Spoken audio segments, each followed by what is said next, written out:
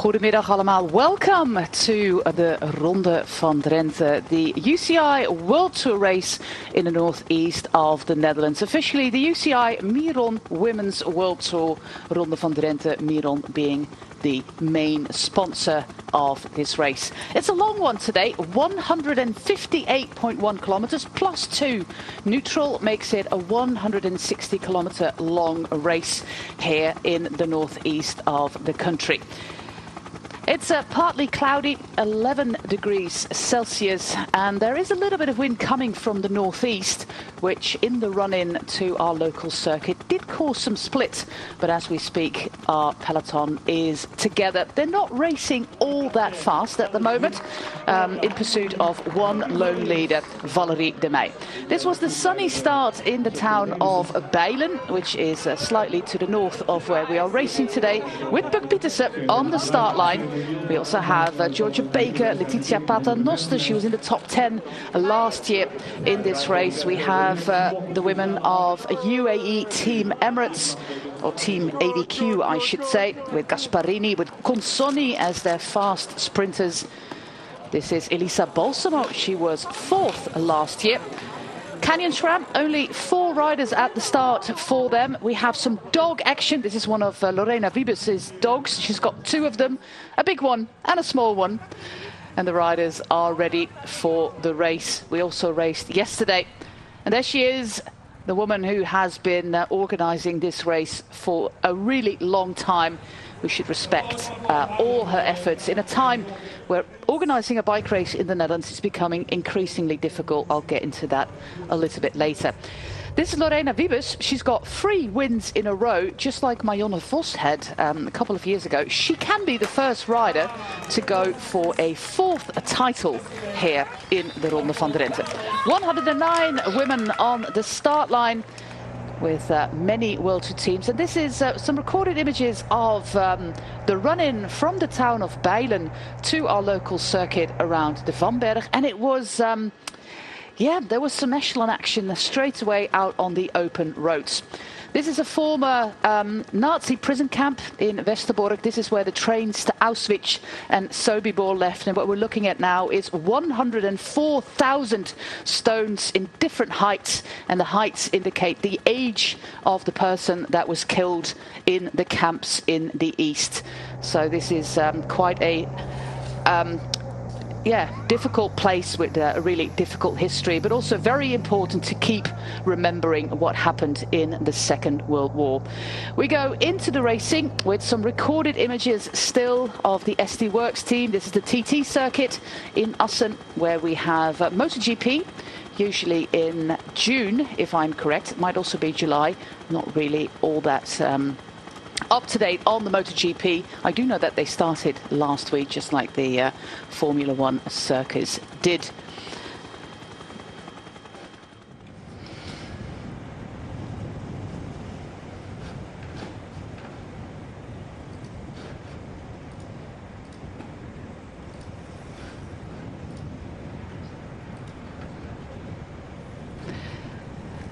And here we are with live images from this year's edition of the Ronde van Drenthe. We've got a 30-kilometer lap, or just shy of that. But let me first introduce myself. My name is José Been. I was born in this place, in the Netherlands, in the northeast of the country. And with me is Danny Christmas, who holds some fond memories of the Vanberg. Don't you, Danny? I love the way that you put it like that. The Vanberg, yes, I do enjoy the Vanberg. It was all of the roads around said Vanberg that I didn't particularly enjoy racing in this part of the world, but I do very much enjoy watching these riders do their thing on the roads of the Netherlands.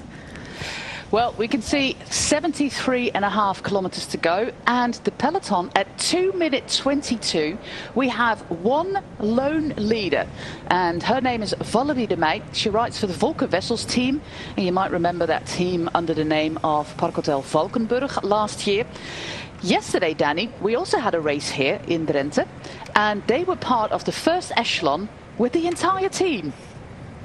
It was really quite impressive from the whole team. You know, we've always known this team to be a very aggressive bunch of young women, and we always enjoy watching them ride. And obviously on somewhat local roads for them, they really impressed us yesterday, and taking the win in such a prestigious race as well. It was very impressive from the whole team.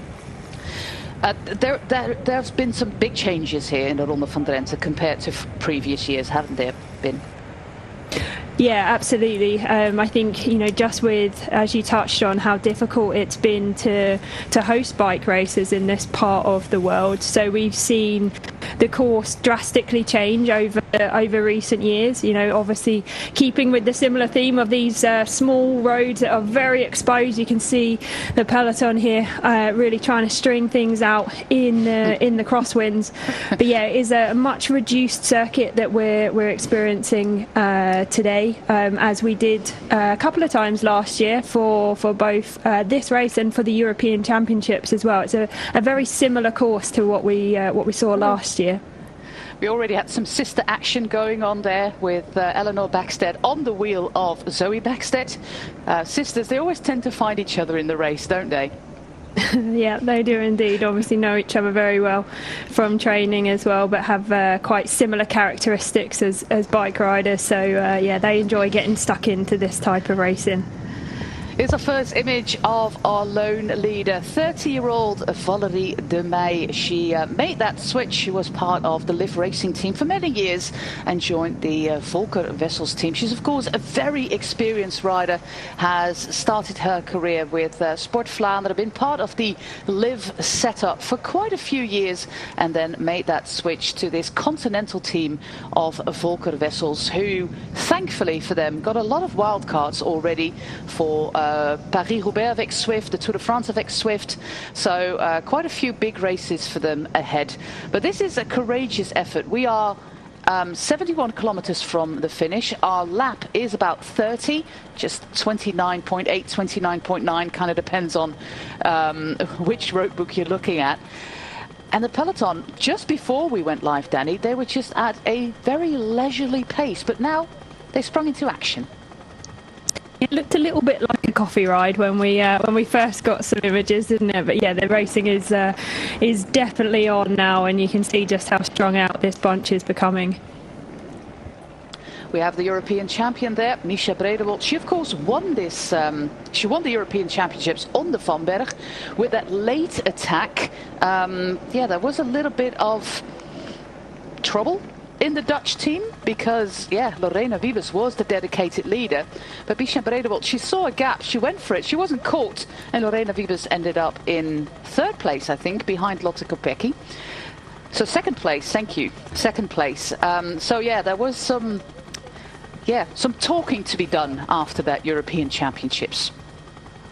I think it was a really interesting race, and obviously the Dutch came into that European Championships with the favourite as a collective team, and just seeing the way that the race was so aggressive in the final kilometres. You know, it was kind of one attack after the next. And Misha Bredewold seeing the opportunity with 10.5 kilometres to go in that European Championships, and yeah, she was away solo and hang on till the end. So it was a really impressive performance from her. But obviously, coming from that strong Dutch squad, it did provide her with the opportunity that she was able to grab. And yeah, why not? You get your nice jersey to wear for 12 months, don't you? Yeah, it was an absolute breakthrough year for Misha Bredewold after winning the Grand Prix Plouet. Well, really not that far before the European Championships were at the end of August. She also won her big first race in Plouet. Another rider we see move to the front right there is the European Under-23 champion, Ilse Pluimers. She is also racing here. So we got our two European champions in the race. Yep, I said it's becoming increasingly difficult to organise a bike race in this part of the country. As we see Puk Pieterse already showing some cyclocross skills there, because of course that is what she does. She's absolutely not fazed by a little bit of off-road racing, and all of a sudden she's back at the front of the peloton. Yeah, she does need to be a little bit careful doing this though, because yeah, the commissaires won't take too kindly to riders moving up on the grass.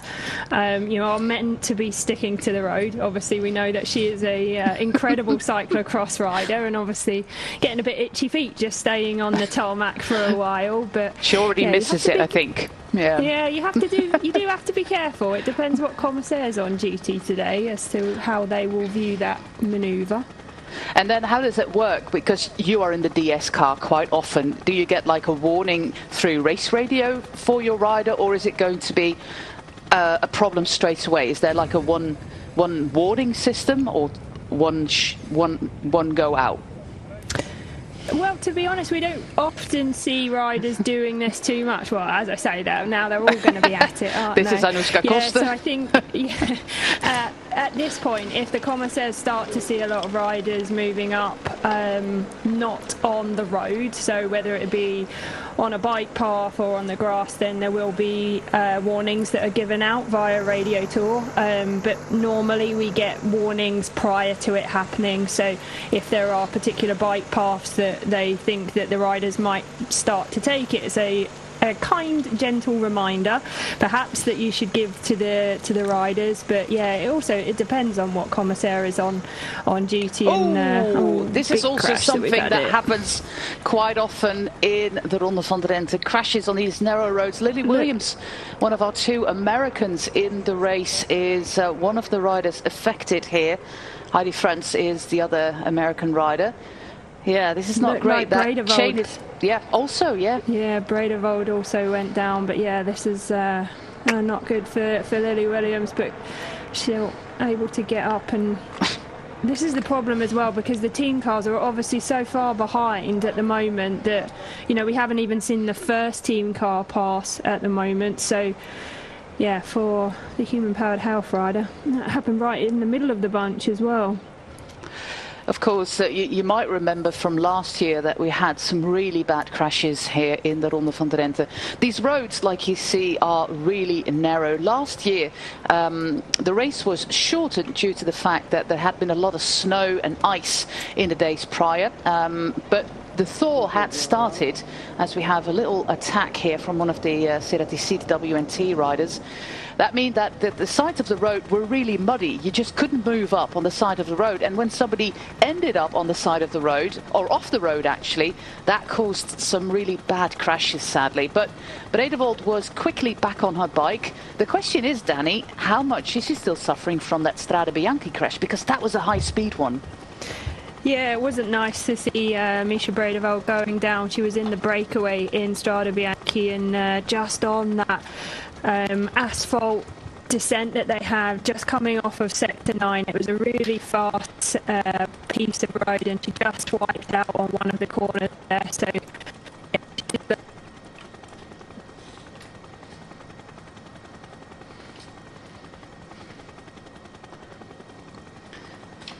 Viva Georgie moving up towards the front as we edge ever closer to the Vamberg terrain.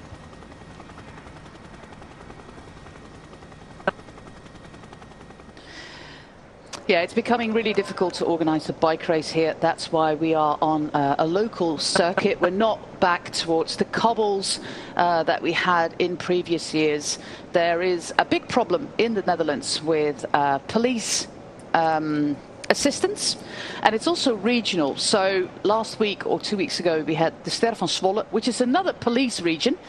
They had police guidance, they had police motorbikes in the race, but this is region north, so the 3 northern provinces of the Netherlands, and there the police says we just don't have any capacity to help you out with a bike race, and that's why we have to do it on closed circuit roads, because legally you don't need motorbikes. And then on the other hand, we got the nitrogen deposition issue, which means that if you organize a bike race, you have to hand in 80 pages or more, and I do not exaggerate, of your environmental impact report, showing what the impact of your bike race is on the environment, especially with regards to the nitrogen deposition.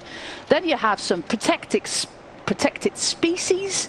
There might be badgers along the course, there might be some rare birds nesting, and all these rules on top of each other, lack of volunteers, makes it really, really difficult at the moment to organise a bike race. For the highest level, these are professional riders, and also for the youth level. And that's really, really difficult in a country where cycling is such a big daily pastime, and also such a big sport. Like, some of the best riders in the world in the peloton, in the women's peloton, are Dutch, and there's hardly any races left. So we really have to applaud all the efforts that the organisers did. But Femi van Issem, the organiser of this race, she did say that there has to be a thorough evaluation after this race in September, because they already had to cut the men's race. There's no more men's race in the Ronde van Drenthe. It's just 2 women's races now, because of the tradition and the history of the women's race.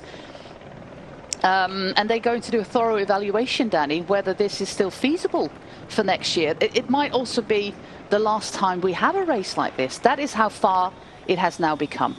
Come. Yeah, I mean, let's really hope for a favourable situation here, because it would be a really great shame if we were to lose such a race from the women's calendar, where it's got so much history and, you know, so many great races and battles on the road that we've seen in this race. So, yeah, let's keep our fingers crossed. We have a few former winners on the start line. Of course, Lorena Wiebes, the winner of the last 3 editions.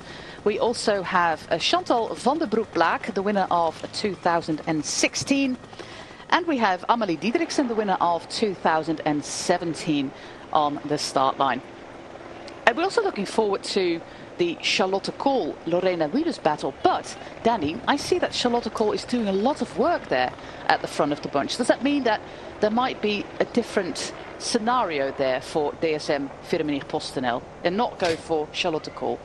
Yeah, I think, you know, perhaps Charlotte Kool is one of the riders that wouldn't have looked at this new finish and been licking her lips at, you know, the prospect of finishing at the top of the Vanberg. She's obviously very capable, and I think she could still do a really good performance. But also, you know, when you look into that Team DSM Firmenich squad, with the likes of Pfeiffer Georgie, I think she could be a really good bet for this finish. She was 4th in the European Championships when it finished at the top of the Vanberg, and yeah, I think that she could be a really good shout. But also, you know, when it comes into this type of scenario, when we have got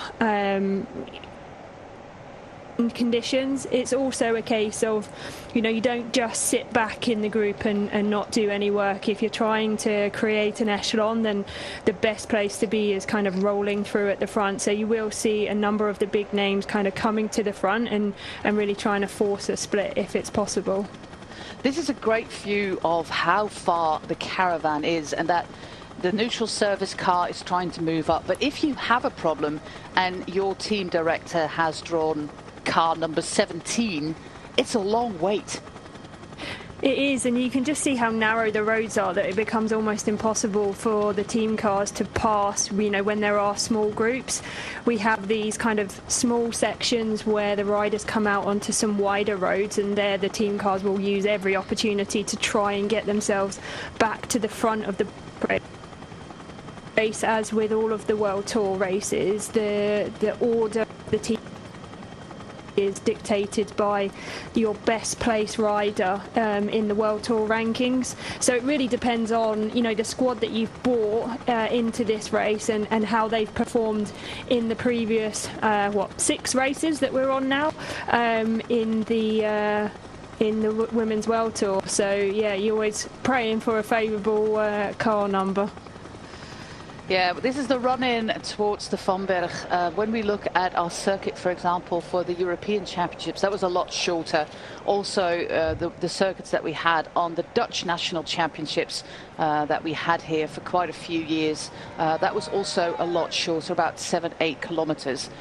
But we're preparing for our next descent. We have Romy Kasper there at the front in the colours of Human Powered Health. Maria Giulia Convalonieri in the colours of UNOX Mobility. She was part of the top 10 last year as well. She was 5th, to be precise. Of course, Lorena Wiebes was the winner.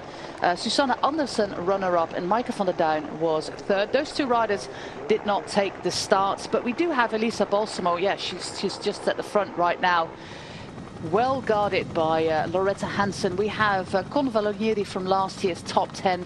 We also have Pater Noster, who was in the top 10 last year. So quite a few riders who were there last year. But just like we said, Danny, the course is completely different. We don't have that final time up the Vanberg and then that run in towards Hogeveen where we always have that sprint. So can you really compare the results from last year? I think not. No, I think that, as I say, when we're looking at the European Championships, it was a much closer parcours than what we've got compared to the edition last year. But of course, it was a very different. It was a very different peloton that we had last year, with it being a European. Enticed a number of riders that we wouldn't necessarily see racing in the Ronde van Drenthe as well. So it was really quite an interesting scenario that we had for the European Championships. But I think it also gives us an insight into those riders that are very capable of riding in these types of weather conditions when it is really windy, and who is always the rider that makes that front split, that is in there in the echelons. That's really important. You can't just look at how well someone can finish on the Vanberg, you know, looking at that kind of explosive quality, but how they're going to perform throughout the race to give them the best opportunity to finish it off. Yeah, and with her 2nd place at the European Championships last year, Lorena Wiebes is, of course, somebody who can do really well on the Vanberg. We're making our way towards the Vanberg. We're first going to our 44-meter elevation point. So that was the traditional Vanberg. And then for the European Championships last year, they added another 19 meters of rubbish and made it a 63-meter climb. In that last part, there is percentages gradients of up to 16%. But that is not where we're going to have the finish. So we're going to have the finish at the 44 meters above sea level point. Valerie de Meij, she is at the front right now. She is a 30-year-old rider from Belgium. This is her 6th Ronde van Drenthe. Best result came in 2018 when she was 16th. And we see that Lily Williams is back in the peloton. She crashed our American rider. But luckily for Lily, she's back in the peloton. Big year ahead for her, of course, part of the American team pursuit, going to the Olympics. So big year ahead for Lily Williams. Such a powerful rider she is. And we also have Heidi France representing Team USA, 2 US riders on the start line today. I always wonder, we see riders, Danny, with arm warmers, we see riders short. How do you decide what you're going to wear on a day like this? The start was at 1:30, so yeah, basically one of the warmest moments of the day.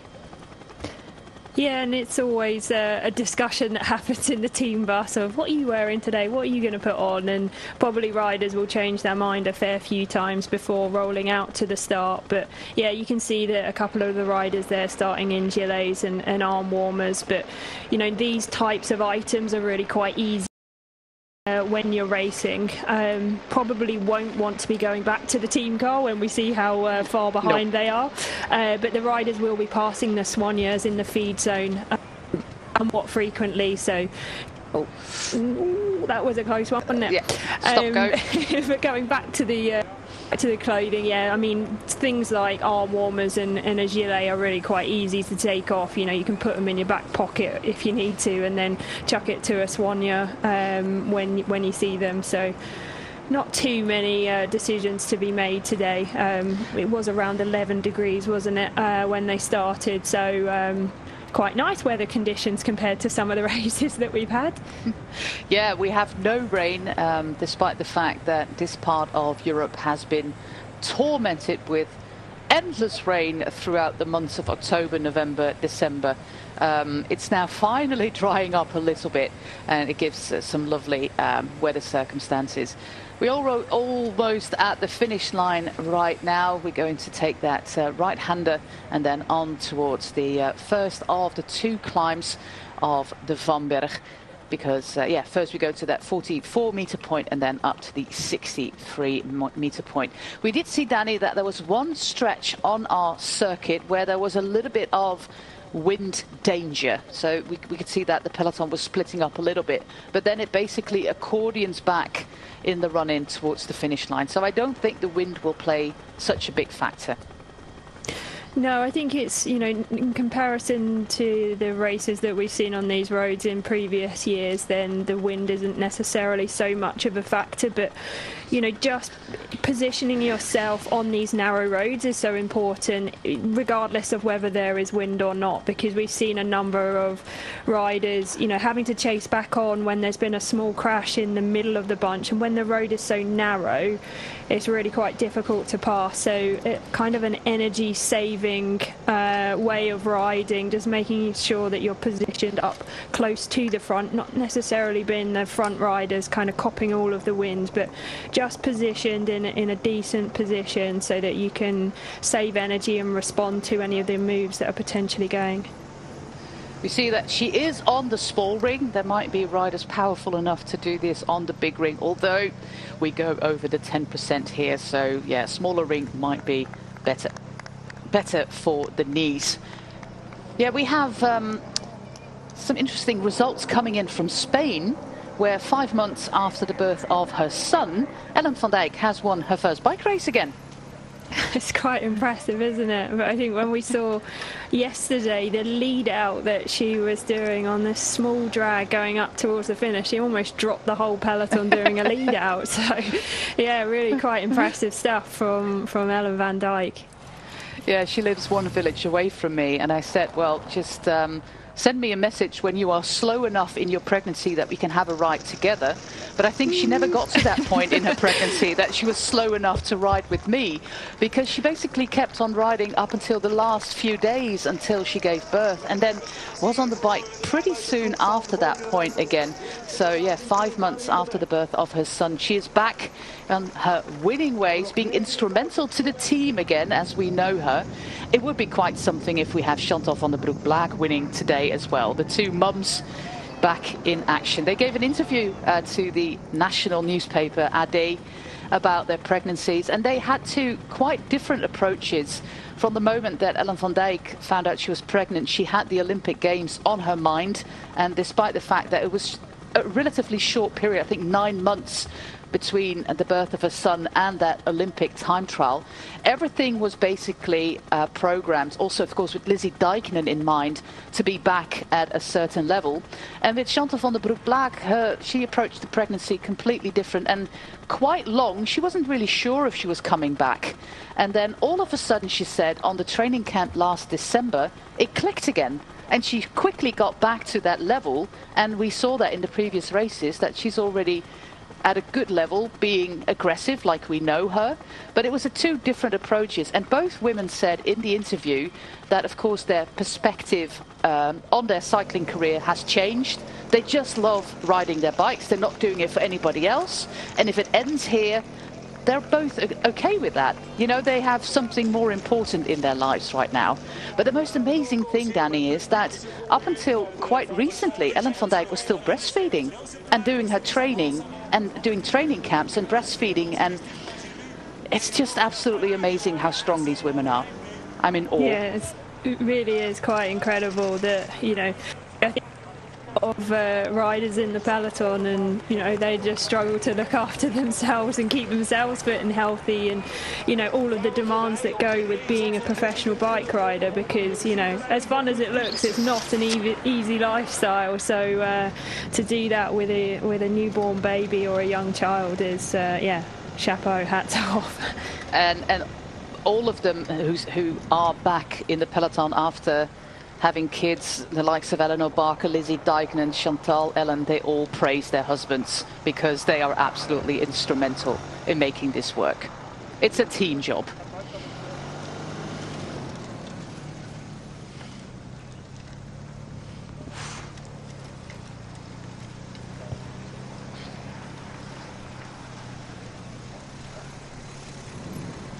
ouch, this looks pretty painful. It's about 16% into that corner, up into the highest point. So if you're not familiar with the Vamberg, this is basically a pile of rubbish, and they started between the two wars in 1929, getting all the garbage from the west of the country, which we call Holland, to the east to make it into compost to help this part of the country become a little bit more fertile with regards to agriculture. And yeah, at the end of last century, they opened it up with bike paths and walking and mountain bike trails. Cyclocross European Championships were on the Vamberg as well. And then for the European Championships, and after many, many years of extra garbage, they added another 19 meters to it. It's open to the public. You can just go here on a weekday, on the weekend, to do this course yourself. And I organised a youth bike race for 8 to 18-year-olds, and from about the age of 11 this summer, we'll have a course here as well. So we'll send them over the Vamberg as well. So if you're an aspiring young cyclist that you want to do this as well, you can join us at the Jeugdtour Assen, because it's just great fun. I can't wait. It's going to be the first time we're going to do that. Normally we had these flat courses all the way around, but now we have something for the climbers. And there's another mountain of rubbish, Danny, in this province, in Emmen, and that's where we're going to have a time trial. So yeah, the only elevation we have in the northeast is basically man-made. That is the conclusion of this all. The rest of it is as flat as a pancake. Looks like we have a rider there with problem. Yeah, just seeing if that was Lily Williams again. You could see how far back the team cars were. You could get a really good shot of it when the camera panned out there, and you could see just how far back they were. So it's going to be a while before you can get a new bike, if that's what you need. We also saw that Georgia Baker was actually struggling a bit on that last part towards the finish line, and I had her down as one of the favourites for today. Yeah, we know what a fast finisher Georgia Baker is, but it just really depends on, you know, how tough the race has been kind of leading into that point. I think she possibly would have been one of the riders that we would have looked at if it had been a flat. Yeah, as you say, nevertheless, like for the Livalula Jayco, she would have been a really strong card for them to play. But you just see how strung out the bunch becomes on this descent here. And again, it's just why positioning becomes so important, because if you're taking that descent, starting it towards the back of the group here, all it takes is for one or two riders to start losing the wheel. They put the hammer down up front, and then you never see the front of the bike race again. So yeah, it's starting to kick off a bit now, isn't it? Yeah, most definitely. We have Quinty Schoens there in third position. She is the rider for Volker Wessels in the black, white and blue. So she's kind of controlling. How do you control at the front of the bunch? What is the kind of job that you have there for your teammate who's in the break? So yeah, obviously we can see that her teammate Valerie May has still got 1 minute and 17 seconds. So this is a really nice position for the team to be in. But just having your presence there towards the front, you know, you're not going to be riding in first position, but just coming up sort of second, third, fourth wheel, just being there to politely if that starts to happen, and you know, just showing the presence of the team there. It really just went from riding in instances, but I mean right now where we've got is still together there, it didn't look like it's too much of a chase. Obviously it was incredibly strung out on the descent there, but all starting to bunch up again now. So as soon as they start to put the hammer down, just if your teammate's up the road, just sitting in towards the front of the bunch, just ready to mark any moves that potentially go up the road as well. Maaike Bogaert all the way at the back of the bunch there. One of the riders I had, marked for today, but yeah, she's all the way at the back there. This is the moment on the course that most of it does come back together. So we'll basically see it happen in the last lap. It's really hard to attack earlier than this. So time to refuel, get some gels in, like Shanna Kordevaar is doing right now. Make sure that you don't spill it all over your jersey, because it's going to be a right sticky mess. That's what I never do. I never do gels anyways, unless I'm in the mountains or something. But when I do gels, I'll just wait and get off my bike. And even then, I had like a real disaster last January on Lanzarote. I was completely covered with the stuff. Luckily, there's no wasps on Lanzarote. Otherwise, it might have been tricky. Valerie de Meij, yeah, her best result was a runner-up at the Belgian National Championship 6 years ago, and also a third place in the Fagada edition, the last one of Fagada, when she was a third behind Fiver Georgie and Audrey Cordon-Rago. Sadly, that race is no more. It's also not back on the calendar for this year. It was always a fantastic race there in Sweden with that team time trial and the road race after that. But sadly, no more Fagada. But that was her best result in a World Tour race for Valerie de Meij. She's one of those riders who has really dedicated her career to being a helper. She's very experienced, also, somewhat older. She's 30, so also on a young team like Volker Wessel, she's the kind of person that you can go to and have a chat and ask your questions about how to approach certain things with eating or recovering. And those riders are absolutely important. They may not bring in the results and all the points, but you do need those riders on the team, and Valerie is also just a top human being.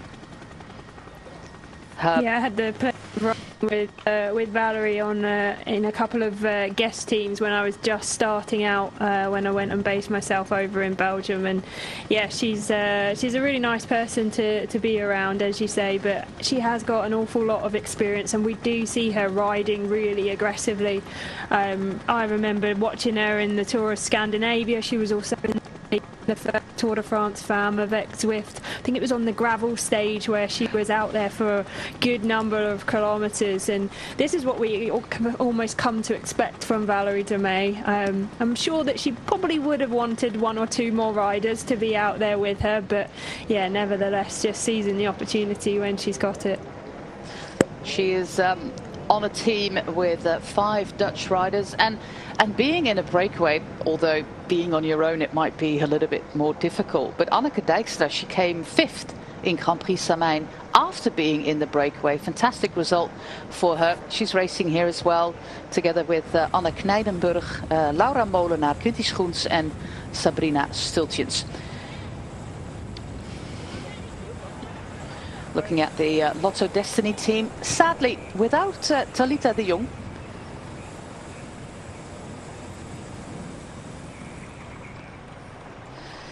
Yeah, sadly without Talita de Jong, but what a comeback season already for her. Starting in Valencia, of course, and then that Omloop het Nieuwsblad, absolutely on fire. Only beaten just by Lorena Wiebes last Wednesday in Belgium. So all of a sudden it clicked again for her. She's of course a former cyclocross world champion, and all of a sudden it clicked again, and she's back to her old self, and I absolutely love to see it.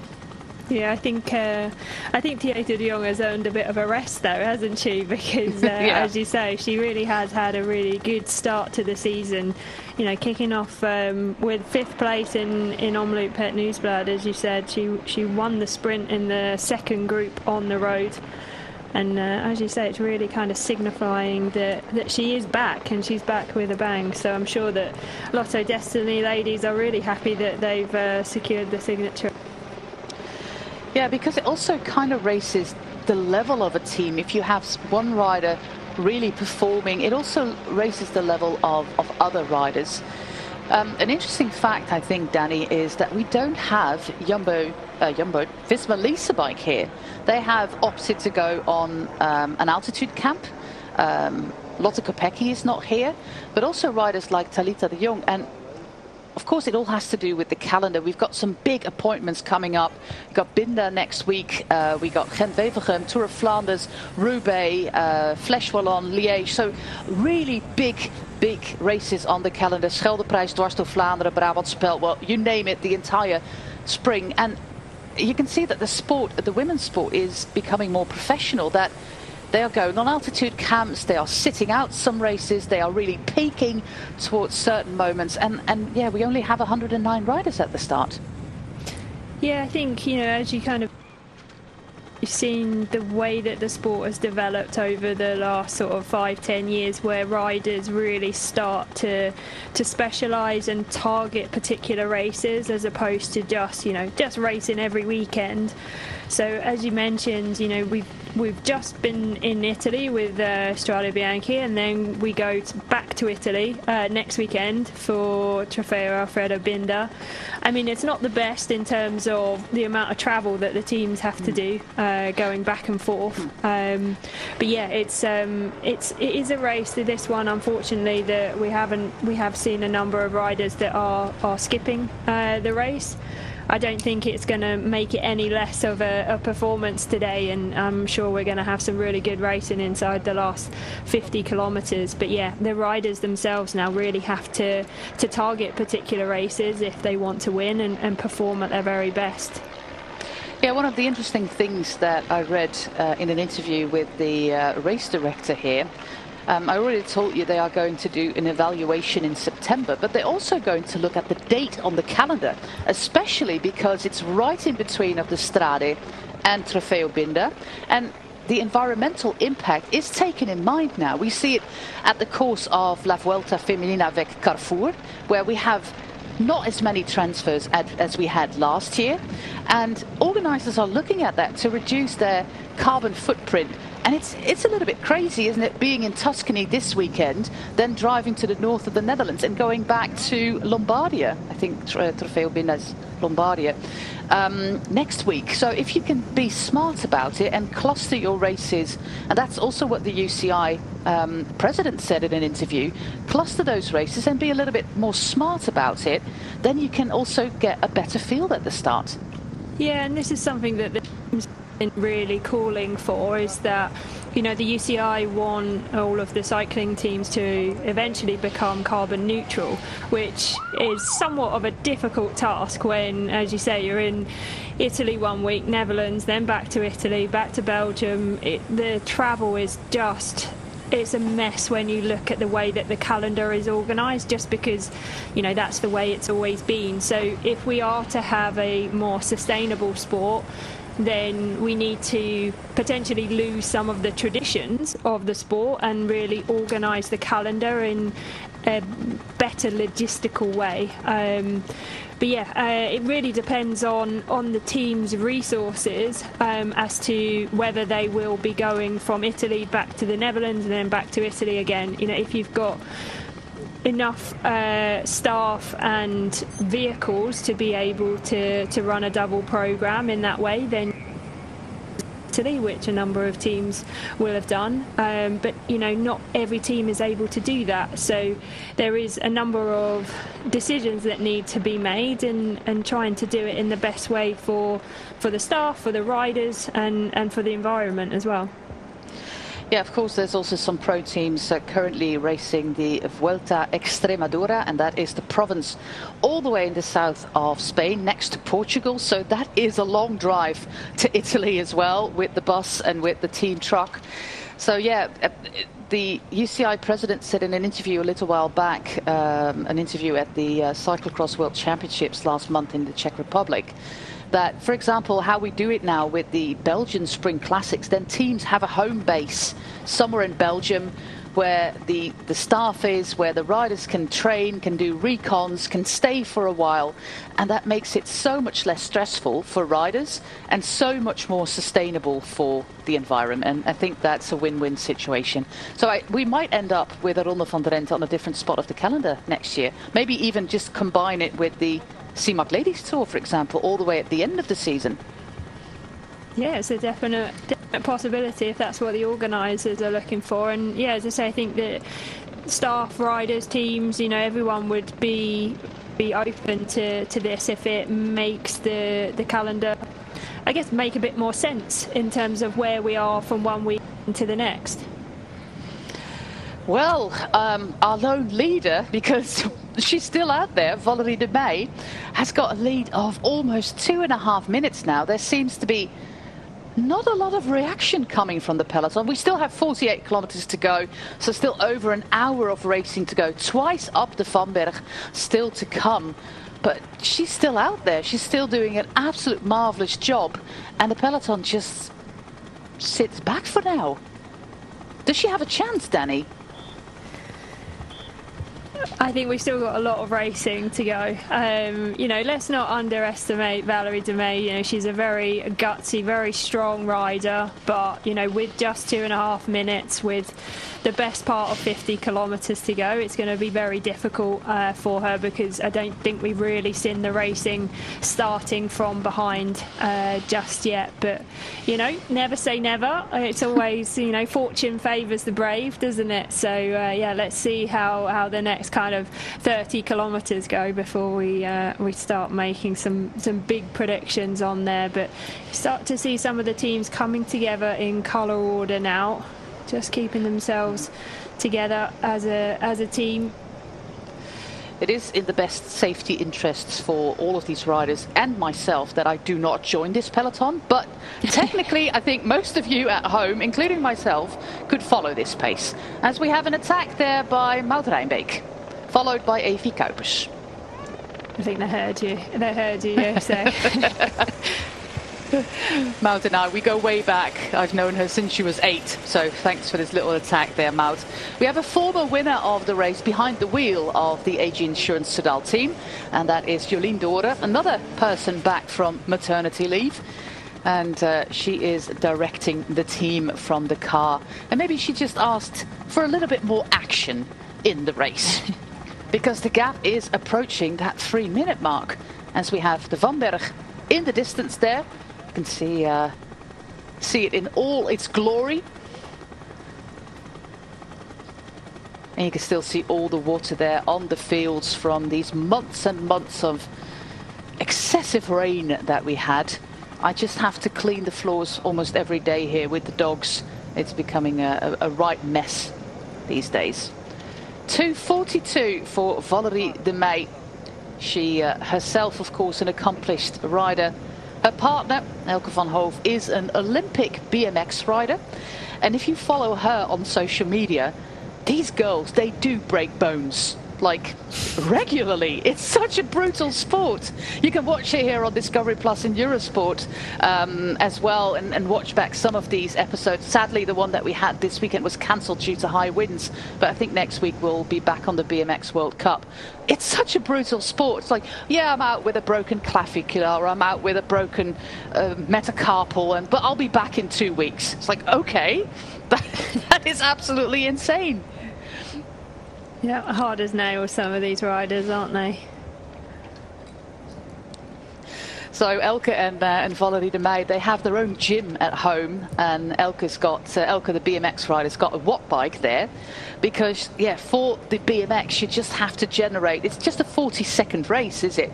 You have to generate ridiculous watts, like 1500, and that's what she does on the watt bike. They've got the bench presses there and their own little training facility in the backyard, to in a shed in the backyard to keep themselves occupied. It's really cool. Such a cool couple. Pace is up, but we still have 2:38 for Valerie de May. We don't get to see all that much of her. The camera decides to stay with the peloton. The director decides to stay with the peloton. Of course, for a smaller team like Volker Wessels, the publicity of being in the breakaway is worth quite something. So I would have liked to see a little bit more of Valerie. Yeah, it is unfortunate in the peloton behind, because this next kind of kilometre or so the road is quite exposed on and off, so you could start to see some of the teams coming together, looking like they want to try and split this, because it is crosswind as they come through this section. So you can see this part here just covered by the houses, but then it comes a bit more exposed. You can see the team of SD Works there on the left side of our screen, Phoenix de Koenig in the middle, and Team DSM Firmenich on the right hand side.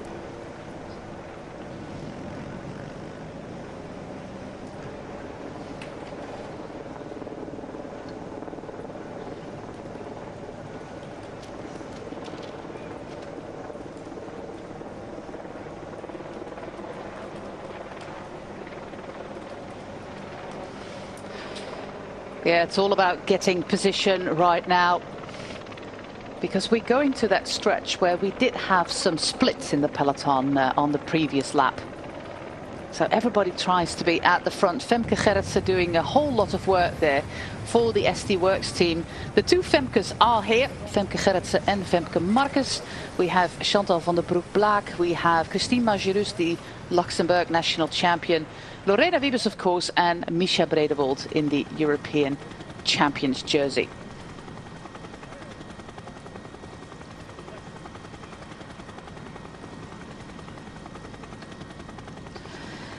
If you look at the start list, Danny, which of the riders you highlighted, apart from Lorena Wiebes, quite obviously? What other riders should we keep an eye on?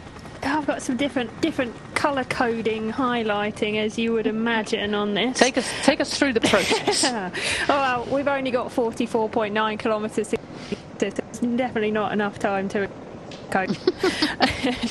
But yeah, I think obviously Lorena Wiebes, that we can see just coming to the front here, does have obviously the pedigree in this race and on this type of parcours. But I mentioned her earlier that Pfeiffer Georgie could definitely be one to watch out for today, in the colours of Team DSM Firmenich, the British champion there. Elisa Balsamo of Little Trek has also been going pretty well, and she's climbing quite well this year as well. So she's definitely one that I think that the team of Little Trek will be backing for today. And then we've got within the UAE ADQ squad, they've brought an interesting team here, I think, with the likes of Chiara Consoni, Eleonora Gasparini and Sofia Bertazzolo. There's quite a trio that they've got there that they could definitely do some damage on a finish such as this.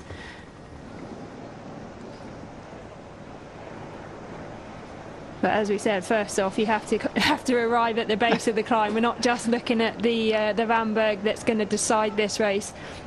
When the riders at the front here really starting to put the hammer down, we can see splits that are happening in the bunch, so you need to be up towards the front to keep yourself in this bike race. See Loretta Hansen of the Little Trek team just coming to the front here. Elisa Balsamo, former world champion, just on her wheel. Looks like Ilse Pluimers again, the European Under-23 champion, also moving up there in the colours of AG Insurance Sudal. Christina Schweinberger, of course, there with the Austrian bands. We have Eleanor Backstedt there on the right side of the road. Petersen is just holding herself amazingly well in the peloton. She's such a fast learner, one of these amazing talents that can just do everything. I bet she also plays piano and speaks Spanish. She's probably that kind of person who does everything really, really well. But I was looking at Misha Bredewold just now, and it looks like the pecking order in the SD Works team is pretty clear. It's all for Lorena Wiebes today.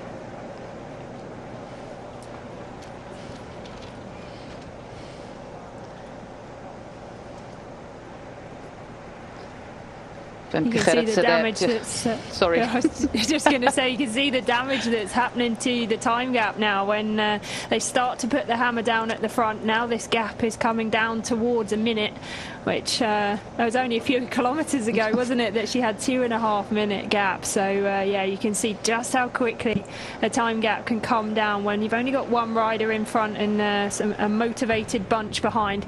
But just look at the damage that it's doing to the back of the peloton here. We've still got a sizable group here in the front, but this is what can happen. It's the back doors are opened and riders are just shed out the back as soon as the hammer goes down at the front.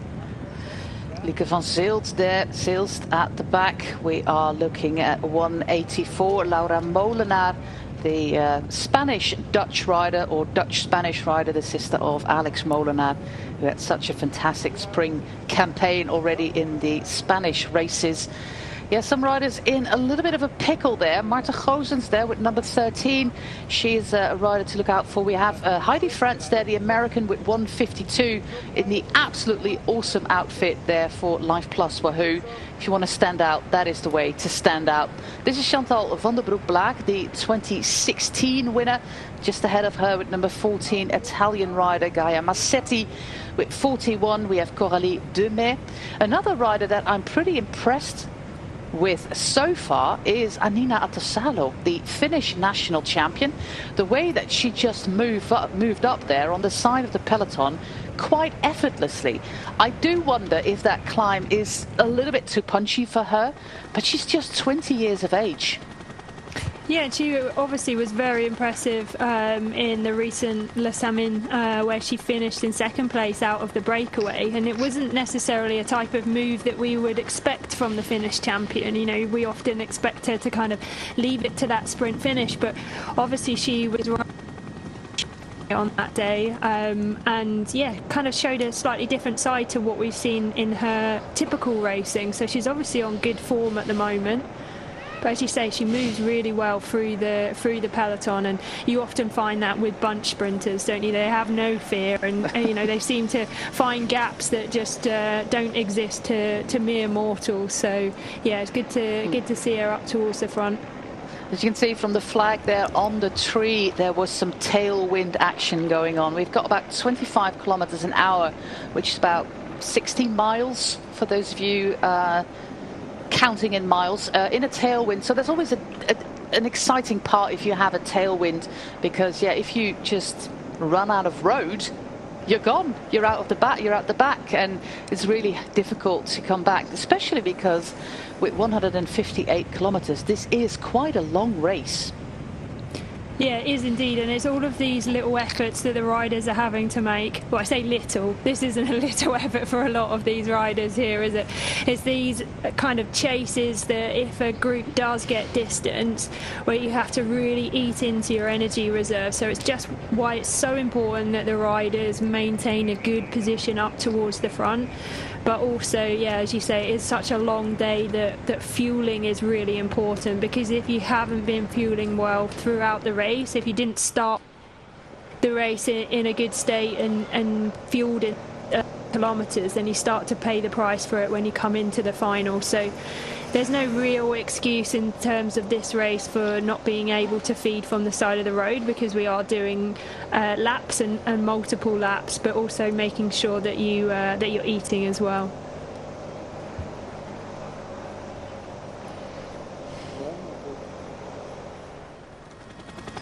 Here is Valerie de May, and that gap is down to just 25 seconds.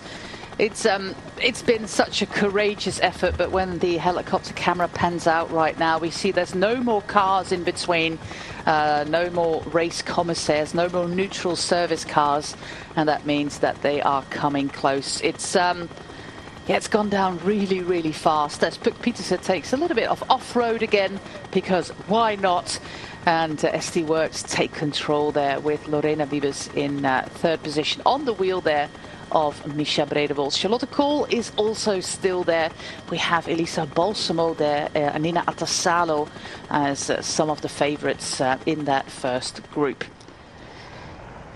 Fantastic job today by Valerie de May, but I think you're right when you say, Danny, that when she attacked, and of course we didn't see it because it happened quite early on in the race, she might have glanced over her shoulder and hoped for a few riders more to help divide the load and share the workload, because it's now all been on her shoulders, and this is a monumental effort. I think she's been on the attack for 100 kilometers or something, or well, not 100, I think 80, but a good part of 2 hours. Yeah, it's been a massive effort for her, and you know, often when you've been out in a breakaway and the race starts splitting behind you, you can kind of think, okay, well, the race is sort of slot into the race when they do get caught. But as you say, she's been out there for so long that, you know, she's going to have fatigue coming out her eyeballs at the moment. So when she is caught by the bunch, if they do start really putting the hammer down, you know, soon after they catch her, if they don't give her an opportunity to recover, then it's very easy for a rider such as that to kind of drop from one group to the next, as you're just not able to hold it. But we can see this front group now, a few riders distanced in the background, but they will be making contact with Valerie de May very soon. Just about to take a left-hand turn there. You come a bit crosswinds again. Yeah, so that group coming back might be in a little bit of a pickle once we end up on after that left-hand turn. But they are coming back. We also still have in this group number 65, and that is Pikulik, Victoria Pikulik, one of the two sisters on the human-powered health team. A good sprinter, so also a name to look out for. But this group is coming back with Sandra Alonso there, the Spanish rider. We have Ariana Vidanza with number 32 of the CRTC WNT team. Misha Bredewold is doing an awful lot of work there at the front of the peloton, so it's pretty clear what the tactic is going to be. Vijver Georgie there, of course. Yeah, what is the tactic of DSM Firmenich PostNL going to be? Is it going to be all for Charlotte Kool, or will, just like you said, Vijver Georgie be a plan B? For now, it's Lorena Wiebes herself at the front, and you explained it, Danny. In this race, on this roads, it's not a disadvantage to be at the front.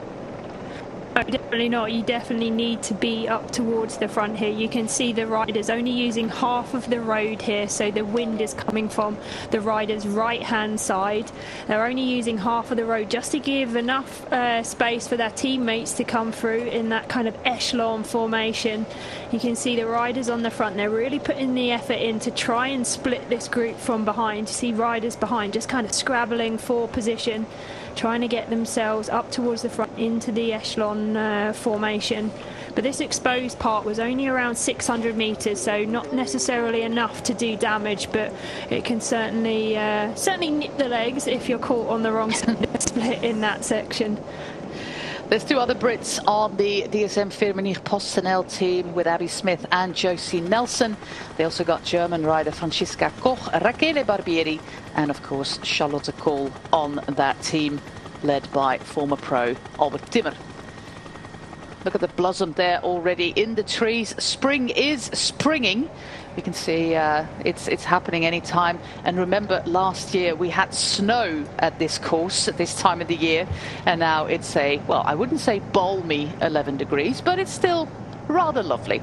This is the moment that Valerie de Meij is caught by the peloton after a rather long solo breakaway. A really impressive effort by her. Our only breakaway so far. 37.8 kilometers to go. Peloton stretching out now on this open part with Vijver Georgie at the front here.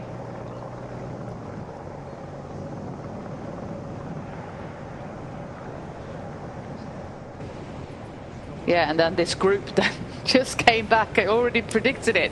They just came back, and then in this open stretch of road that you announced, they're gone again. It's a hard life, isn't it? It is. Made it, just making contact with the back of the bunch, and then bam, it's blown to pieces again, and you're with the same riders again. So yeah, often the riders that haven't been positioned well, or just have, you know, lost their legs if they've been doing a lot of work in the early part. So yeah, as soon as you make contact with the back of the bunch, you know, for those riders, they really need to try and get themselves up towards the front and be involved in up here. But yeah, much easier said than done, let's put it that way. One rider in that second group is former winner Amelie Diederiksen, the 2017 winner. She did that, if I recall correctly, as a world champion. Yeah, 2016, of course, she was the world champion in Qatar. So she won the race in the rainbow jersey. The world champion is quite busy at the moment with the dogs. If you check her Instagram profile, she's got an absolutely lovely, lovely dog. And dog people are always good people. Well, almost all of them. Yeah, that is a group that you do not want to be in. But as the wind, or as the direction of the course changes, there might be a moment that you catch back on. But the moment it's basically going a little bit faster, you're gone again. You know, we're now 120 kilometers into this race.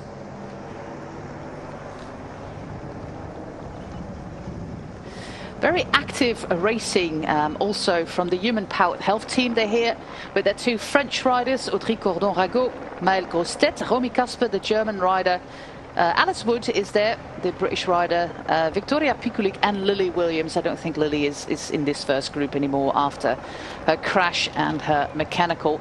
But we do have Romy Kasper, we do have Alice Wood here for Human Powered Health. So quite a strong representation there at the front. Yeah, definitely. Alice Wood, formerly Alice Barnes, the former British champion. Yeah, she's had a couple of top tens in this race, and this is the type of racing that she really excels in. You know, these kind of flatter, windy races really plays to the strengths of Alice.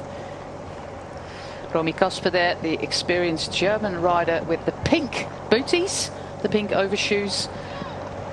Charlotte Kohl, Alice Wood Barnes.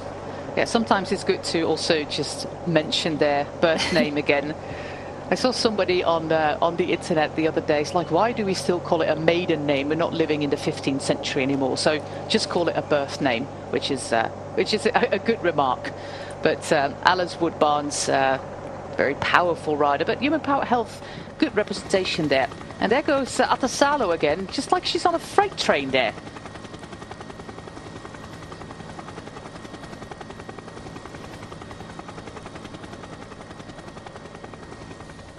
I think we also still have Zoe Backstedt in this first group and Alice Towers. I think I just saw in that first group as well for the Canyon SRAM team. Just 4 of them. Some injuries, of course, on the team and riders recovering. So only 4 riders, which is the minimum that you have on a UCI World Tour race.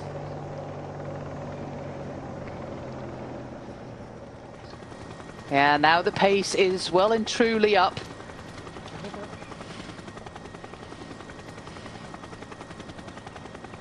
But several teams are represented at the front. We see Lidl Trek move towards the front. This is the back end of the peloton with Abby Smith here with number 96. We also have Audrey Cordon-Rago there with 61. We have Sabrina Stultjens in this group. Justina Schapla, the young German rider for the Canyon SRAM team. And this is going to be pretty difficult to come back. Hanneke Dijkstra with 182. The number 5 for the most recent edition of Grand Prix Samain. And it seems like the motorbike is kind of stuck behind this little group, and we have to move up towards the tail end of the peloton again.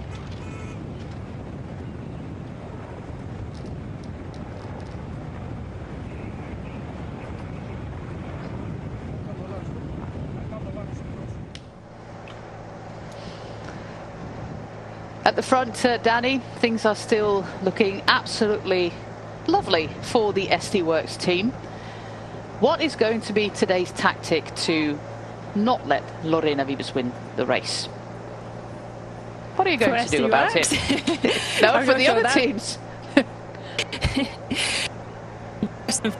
As we said, that, you know, this race, it's really kicking off now, and so, you know, it's almost not worrying about any one team in particular. It's keeping an eye on what is actually happening in the bike race around you, because if you start focusing too much on 1 or 2 riders, then the bike race completely goes away from you. So right now it's just a case of making sure that you and your teammates are positioned in the best possible place, because as we've seen that this front group has really been whittled down in the last kilometres thanks to the wind and the narrow roads that we have here. So at the moment it's more a case of racing your bike to win the race, as opposed to like just looking at any particular one rider.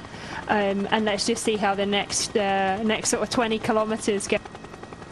Because yeah, this style of racing, as we've seen, if you're caught napping for a second, as soon as the hammer goes down, you can be absolutely shelled out the back there. So taking the opportunity, as these riders are now, just to refuel, restock, and just kind of gather yourself together as a team, just to make sure you know exactly who's in this group with you, and make sure that you come together as a team so that you can help each other as best as possible. Little correction, it was of course the Red Bull helmet there of Zoe Backstedt in that second group. How could I have missed her? But she is trying to get back. The pace is dropping just a little bit. She's just behind that neutral service car. making it a little bit easier to come back. I think the service car moved up really fast between these two groups as Femke Gerritsen moves back towards the front, a former junior national champion in the Netherlands, and that says something because there's always a fierce battle for the national titles. FDJ Suez are also there with Demey, Gvazzini, Lenet, Gladys Verhulst, Vigilia and Jade Viel. Puk Pieterse she's just racing there as if she's been doing this for 10 years. It's remarkable. Yeah, she's quite so a special bike rider, isn't she? Also, no arm warmers for Puk Pieterse, hard as nails. But yeah, it's a feed zone as we speak, as that little group there with Zoe Backstedt manages to catch back on. What would you eat at 33 kilometers from the finish line? Is it just the really fast carbs like the gels, or will it still be solid food? I mean, it's really down to the riders and, you know, what their stomachs are able to handle. But yeah, for myself, I probably would have stuck to the quick release.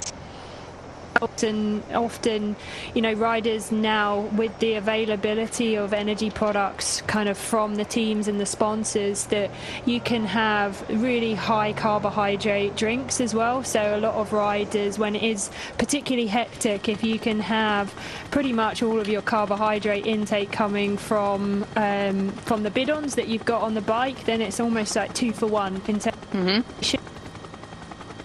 to fuel yourself as well. So yeah, that's also becoming quite popular, but it's something that you need to train as a rider. You can't just expect your body to be able to absorb all the carbohydrate.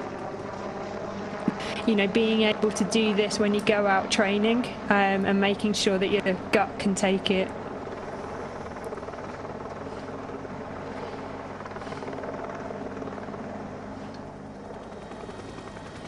Of course, not the first time that Puk Pieterse finds herself in a road peloton. She was already quite an accomplished junior rider, silver medal at the Nationals, but she just didn't like it too much, or not enough, I should say, road racing. So she started to focus on mountain biking and cyclocross. And yeah, don't forget, she is still one of the big favourites for that Olympic mountain bike title, having won the World Cup last season. A good overview of how many teams we still have represented. Some teams still with quite a few riders out there. We still have Conva Lolieri there as well. She was the number 5 of last year's race. And the number 4 with number 71, Elisa Balsamo, just on her wheel there. And Lorena Wiebes just ahead of her. So we got the 3 riders from the top 5 last year nicely grouped together as we make that turn up towards the Vanberg, up towards the penultimate time up that climb. It's not a long climb, it's just a few hundred meters, but a well-placed attack can get you quite far. Also because sprinting is a little bit more difficult because we have those cobbles there. We don't call them cobbles here in Drenthe, we call them flinten, but yeah, we'll just call them cobbles just for ease now. And it's all about getting in position for that climb, and that is what the riders are doing right now. What is the kind of thing that the DSs would be screaming in the headsets at the moment? Everybody to the front? Just as simple as that? Yeah, I mean, obviously the riders know that they need to be up towards the front, but yeah, it's just reminding, you know, exactly what's coming up on the course, and if they are fortunate enough to have TV coverage in the cars, which, you know, can often be quite sketchy in terms of the signal that you have when you're at a bike race, then just kind of updating as to what they can see that's happening in the bike race. But a lot of it needs to come from the riders on the road as well, and communicating that on the road with their teammates, but also in the radios as well. Viva Georgie, the first on to that climb. The climb that we're doing now, so the one with the cobbles at the end, that is going to be our finish. After this one, we're going up towards that 63-meter point one more time, but the finish is going to be right now. Still everybody grouped together here. But you can see, Danny, if you actually want to win the next time around, you have to be among the first, what, 10 riders to attack this climb? Yeah, you can see just how narrow it is, and as we keep saying, throughout this race, positioning is so important. You know, it's one of the most narrow roads kind of race on throughout. It is a nice climb. It's been really well made, but yeah, as you say, you need to be up towards the front, particularly when you hit that cobbled section, to give yourself room to be able to launch an attack if that's what you want to do, or just being able to follow the moves that are going.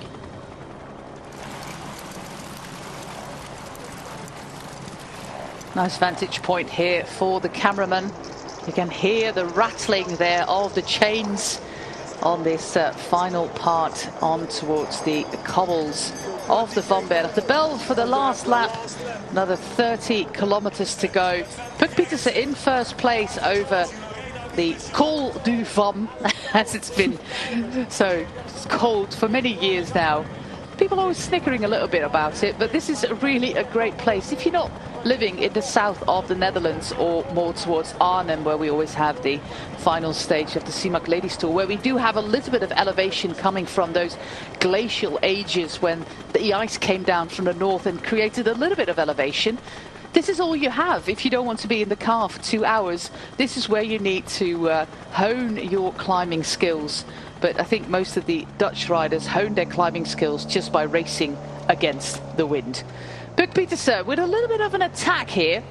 Straight onto her wheel is Femke Gerritsen. Lorena Wiebes not that far back. Fiver Georgie, Charlotte Kool. And it looks like Alice Towers there really trying to, gritting her teeth. There is Alice in last wheel. But it looks like she is going to be in that first group. We have Majerus also making that move across. But Puk Pieterse, this could be something. She could actually win here. I feel that she can do that. But Lorena Wiebes is, of course, straight onto her wheel. Yeah, it was a really strong move there by Puk Pieterse. It looked like Majerus and I think it was Gasparini from UAE ADQ coming across. A couple more riders now. Is that Elisa Balsamo just on the back there? But this is a very select group now. It looks like the figure of Elisa Balsamo. And Schweinberger as well. And Schweinberger, yeah. Indeed. We have some riders from UNO-X with Convalonieri in that group as well. It's such a recognizable piece of kit, is the UNO-X kit. From a helicopter shot, you can just point them out straight away. We're now going onto the roof of the Vomberg, as they call it. The highest point, the Cima del Fam. I'm just going to call it like that. It's 63 meters. But look at Puk Pieterse there. That is pretty impressive. Fiver Georgie on her wheel straight away. Charlotte Kool, Lorena Wiebes. Great ride there by Alice Towers. She really has to fight to get back, but she is back in the first 5. It's going to be pretty impressive from Charlotte Kool as well on the climbs there. I think that bodes quite well for the finish. We know obviously that she is an incredibly fast finisher, but perhaps her weakness lies more on those kind of uphill drags. But the fact that she's in this front group of 5 now looks very promising for Team DSM Firmenich.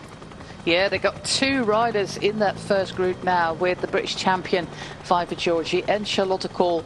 Her season start was sadly delayed due to the fact that just before the UAE Tour she got sick, so we didn't have that Lorena Wiebes Charlotte Kool battle like we had last year in the Emirates. But of course there's still a whole lot of bike racing to come and a whole lot of battles between these 2 Dutch sprinters. I think Charlotte Kool is the faster one, but Lorena Wiebes is the more all-round rider, and I think she can do this little power effort on the Vomberg better than Charlotte Kool. But we'll have to wait and see. We're going to do one more lap with Christine Majerus making her way back, and that would mean that SD Works also has 2 riders at the front. Can you tell us a little bit about what kind of rider Alice Towers is and what we can expect from her, the rider there of Canyon SRAM? You of course know her very well. Yes, I did. I know Alice pretty well.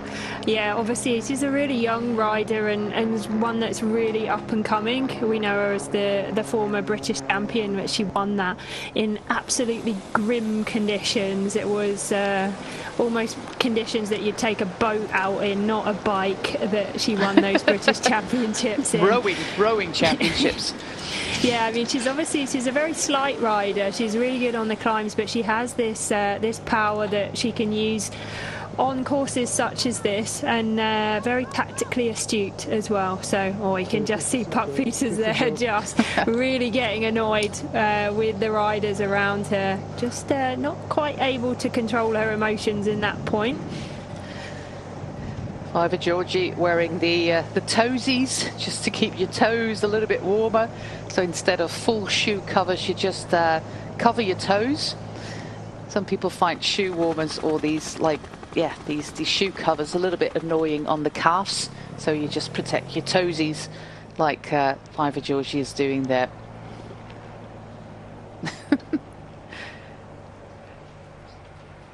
She's just controlling the peloton here as if she is at 34 years old. Yeah, I'm not sure it's necessarily demonstrate quite your emotions in that sense, because yeah, the other riders obviously able to see just how frustrated she's getting with this scenario. But you know, for the team of SD Works and for DSM Firmenich, they also have 2 riders in this group along with Phoenix de Koenig.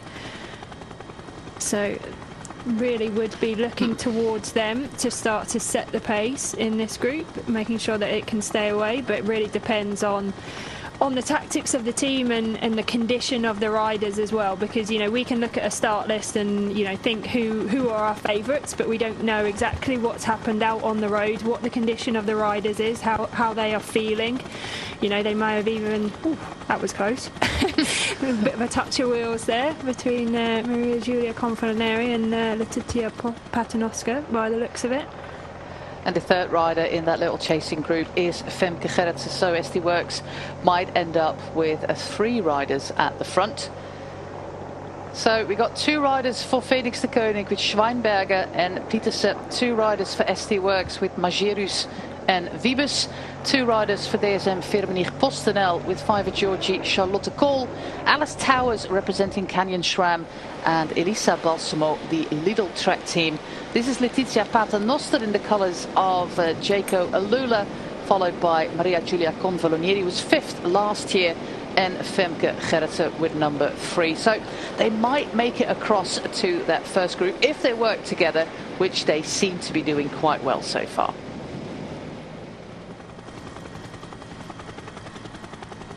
Majerus goes into domestique mode straight away. She had a little bit of a difficult time with illness and fractures and didn't race that much cyclocross over the winter. But it looks like Majerus is back to her old self, being a very important domestique on the SD Works team. But Danny, it looks like this gap is going out and not getting smaller. Yeah, it's a very quality group of bike riders here. I think I had my highlighter pen out for all of these riders.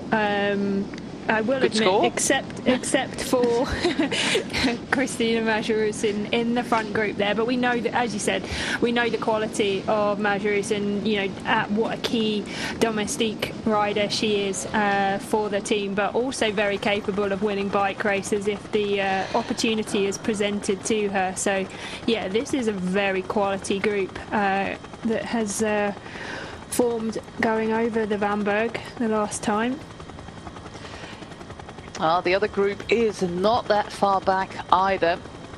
On one of the headwind sections that we have on this 30-kilometer circuit, we might still have the moment that everything comes back together. But some intentions were made clear on that penultimate ascent of the Vanberg, especially by Puck Pietersen, who of course is going to struggle in a direct sprint with the likes of Charlotte Kool and Lorena Wiebes, but who knows, she's going to put in an all or nothing attack at the foot, going full gas through those corners. With her skills, she can ride a mean corner. She can indeed, but teammate Christina Schweinberger as well has got a very handy finish on her as well. You know, as we say, these bike riders in the front of the race here, all in their own race if the situation plays out to their strengths. So yeah, it's a really interesting group that we've got here at the front of the race. Yeah, two riders who have no teammates here. That is Alice Towers and Elisa Balsamo. So they have to play it smart. The other teams have got two riders at the front, so they really can play that numbers game. But of course, the chasing group of three and the peloton, or what's left of that, is not out of the competition at all. They still have the option, the possibility to come back with another two riders in this group for SD Worx. Almost the entire squad of UAE Team ADQ is in this group, has quite a few teammates for Puk Pietersen and Schweinberger as well. The Phoenix de Koning team with British rider Millie Cousins also representing that Belgian team.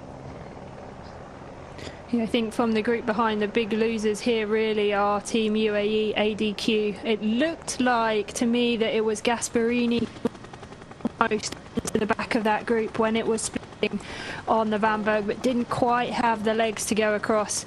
We mentioned earlier that they come with a really strong trio of Chiara Consoni, Eleonora Gasparini and Sofia Bertizzolo as well. So it is the teammates now that are being put to work to try and bring this one back. In fact, it's Bertizzolo herself that's on the front of the group there.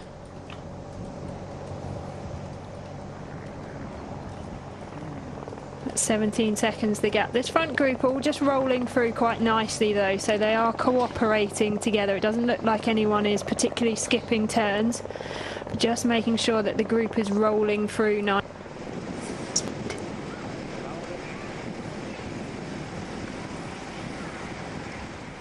Just 16 seconds though, with 23 kilometres to go. It's quite likely that this will all come back together, but I think the as you said, the intent set out on that previous ascent of the Vanberg, and we've got a really good idea of who are some of the strongest riders in this race. Elisa Balsamo, just like I think the previous 3 years, started her season in Valencia straight away with a win or two. So good start to the season for the former world champion, for Elisa Balsamo. Here we have a little bit of wind coming from the side. Of course, it being a circuit, we do have the wind coming from all directions still to come, including that tailwind section where we had some problems with echelons in the previous laps. But this looks like a well-balanced group, and these three chasers with Femke Gerritsen, Con Valonieri and, well, I forget one of them, are already caught by the peloton, where, as you said, Danny, it's especially UAE Team ADQ doing most of the work, but also Jaco Alula are now up towards the front to help with the chasing.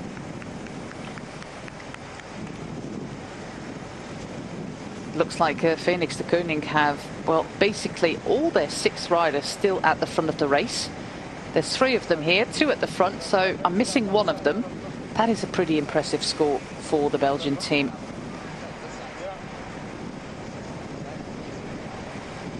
I think Millie is actually the only rider not represented at the front.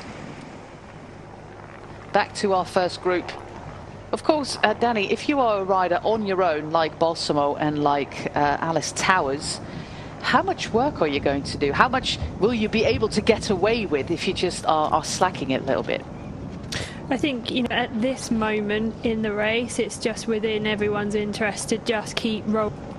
You don't have to, you know, like kick through really hard on the front or do any particularly long pulls. It's, you see the riders just rolling through, and as soon as they hit the front position, just kind of moving over to the right hand side of the road. Rider behind them would just roll through as well, just to try and keep the speed in the group.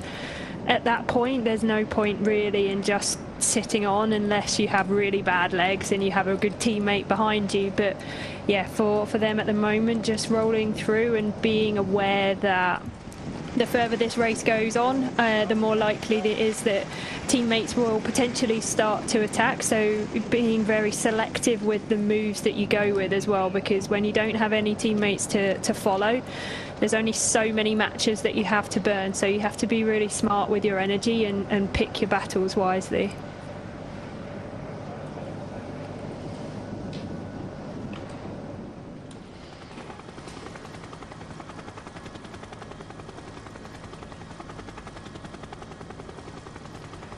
So far, still perfect cooperation there in our first group of 8. Nobody is really skipping turns. Nobody's thinking about going on a little bit of a adventure, because 21 kilometers is still quite far away. So the safest is to just stay together for now. The results last year, yeah, it's really hard to compare, because last year we had that flat finish, that traditional finish in the streets of Hoogveen. But last year, for what it's worth, Lorena Wiebes won ahead of Susanne Andersen, Maaike van der Duin, Elisa Balsamo and Maria Giulia Convalonieri. Lotta Hentelaar was 6th, the compatriot here of Annina Attasalo. We had Guazzini in 7th, Carlijn Swinkels in 8th, Paternoster in 9th, and Anna Henderson in 10th place. Henderson, of course, not racing because Visma Leasebike is not racing today. Yeah, this seems like a really difficult effort to do on your own, but she probably feels really strong. She's been showing that all race, that she's got the power. Yeah, she has, but you can see obviously the time gap that we're seeing is coming right down. Obviously the riders get a good view of that on the road, and the time gap now just showing that it's 8 seconds, so you probably would have been a bit wiser to have just let the team of UAE ADQ continue to do the work just to try and bring this group back. It does seem a bit unnecessary energy that's being wasted here trying to bridge across.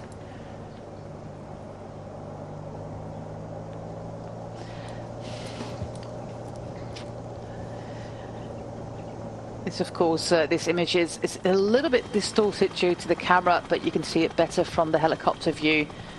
It looks like that group is coming back. This was back in 2007 when Adrie Visser won. Former winners include Emma Johansson, Loes Gunnewijk, the national coach of the Netherlands, Marianne Vos 3 times in a row, Lizzie Dijkenen in 2014, Jolien Dore, Chantal van der Broek-Blaak, Amelie Diederiksen, Amy Pieters in 2018. So we'll keep her in mind. Still working on her recovery, Amy Pieters. And of course you can still support her foundation to help make life for Amy Pieters after that brain damage, that brain injury, as good as possible. Bastianelli, and then 3 times in a row, Lorena Wiebes.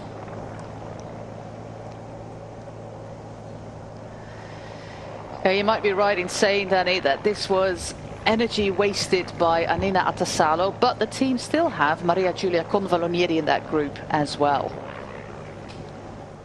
And the catch, not made yet. Not quite made yet, no, you're right. But the riders at the moment just facing a bit of headwind.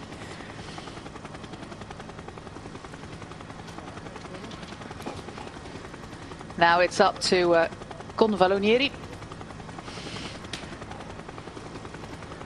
And she makes that final catch, Maria Giulia Convalonieri. Another rider there for DSM Firmenich PostNL. It might be Barbieri there, the Italian, but we'll have to confirm that a little bit later.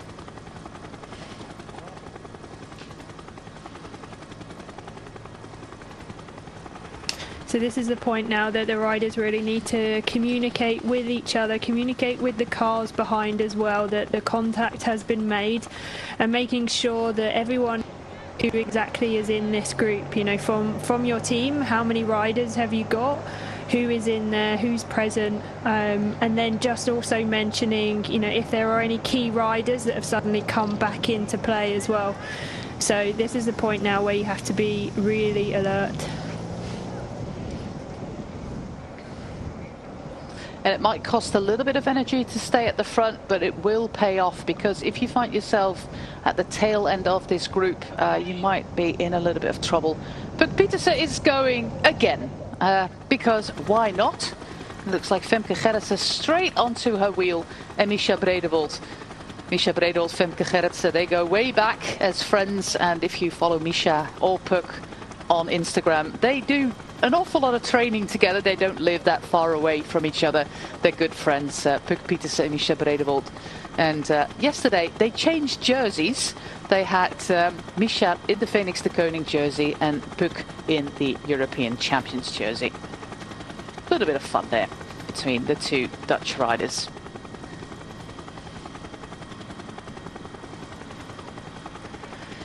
We have an attack there by the European under-23 champion Ilse Pluimers of the AG Insurance Soudal team. There she is. She also won on this climb to the Vanberg, quickly countered by her former teammate of Romy Kasper. And this attack also neutralized.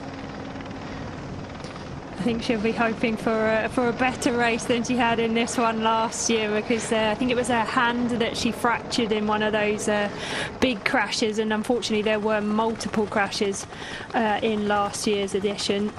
You are right, it cost her the entire spring, including Paris-Roubaix, a race that she'd been looking forward to so much. So hopefully there'll be a rematch this year for Ilse Pluimers.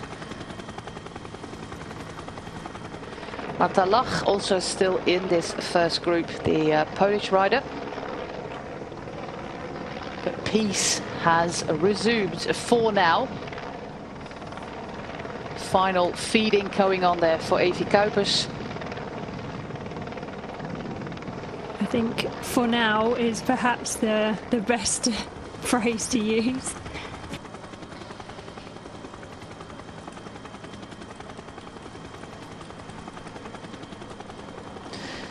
That is this weekend, but this weekend we also have, is it this weekend, Trofeo Binder? Next weekend. This weekend. Well, this weekend is now. Sunday. Yeah. So a week no, today. next weekend. Yeah. Oh, yeah. It is Sunday. Milan-San Remo is, of course, always on a Saturday. And on a Sunday, we have Trofeo Binder, where last year Shirin van Anrooy won in good fashion. Great race last year. Yeah, it was an impressive solo ride from Shirin van Anrooy last year. But yep, the women's peloton heading back to Italy next weekend. And then we go back to Belgium, and then all the classics come thick and fast. But next Wednesday, by the way, we also have a women's race here on Eurosport Discovery Plus and Max, and that is Nokere Koersen, the women's race. It's going to be live at 12:30, so a nice little lunch break to watch some good bike racing with finish on the Nokere Berg. Go like a potato. Okay. Why not? We don't have Tom Squinch here, Mr. Potato Power from Latvia, but a nice little creative effort in mowing your lawn going on there.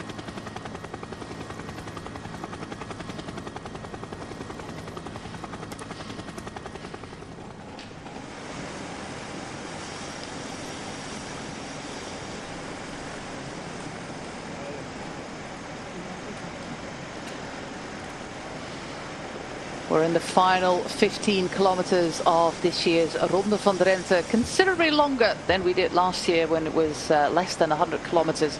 We had to skip all the cobbled sectors in the forest due to the remnants of snow and ice, and we were left with a circuit race around the Vanberg. That's what we have this year as well, but the circuit is a lot bigger.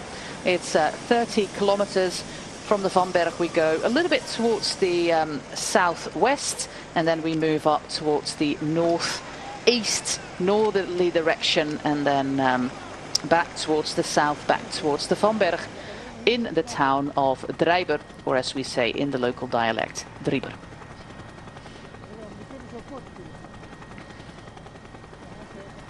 DSM Firmenich PostNL have got 4 riders in the front, 5 riders in the front, because Fiver Georgie, of course, the British champion, part of that team as well.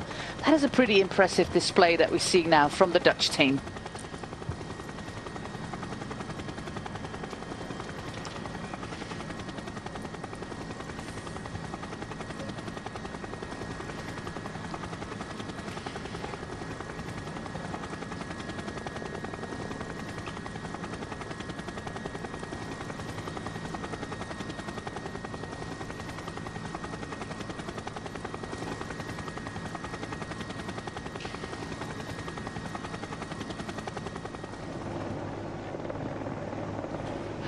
We're making our way to the little village of Drenthe, which was actually one of the last villages in the Netherlands where they got electricity.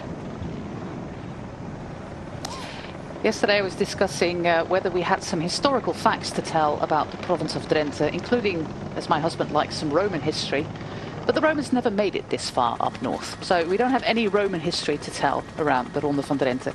Basically, this part of the Netherlands was swamp area. They had peat, bogs, and that's what the people worked on.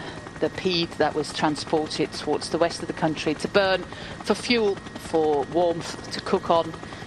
It was a really, really poor area, this part of the Netherlands. There is a big castle in the south east of the province, in Koevoorde, where I'm from, but basically that's it. It was farmland. It's still a lot of farmland. It's one of the least populated provinces of the Netherlands. Very popular for holidaying, bike recreation. It's called the bike province of the Netherlands as well. And for those of you who don't know, you've got the Netherlands and then you've got the two westernly provinces of Holland. So Holland is not the Netherlands. Holland is in the Netherlands, but the Netherlands is not Holland, to set that straight. But this is one of the 12 provinces of the Netherlands, the province of Drenthe. Well, Danny, are we going to wait for that final ascent of the Vamberg, or is somebody going to try something? What do you think? I'd be surprised if somebody didn't try, because yeah, I'm sure not all of these riders are confident in their ability to win a race when it comes just down to the Vamberg, so I'm sure that we will see some attacks from this group.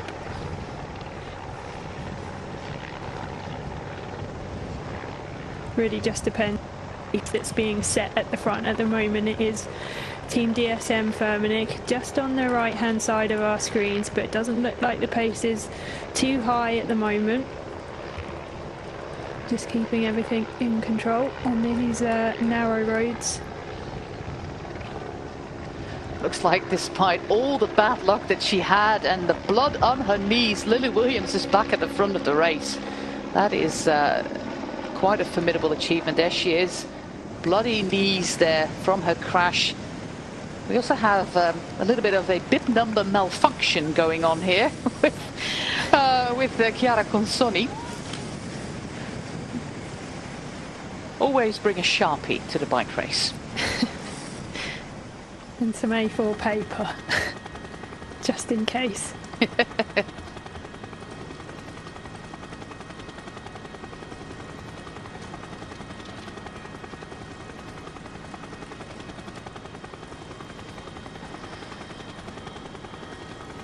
It's a little bit of a waiting game at the moment.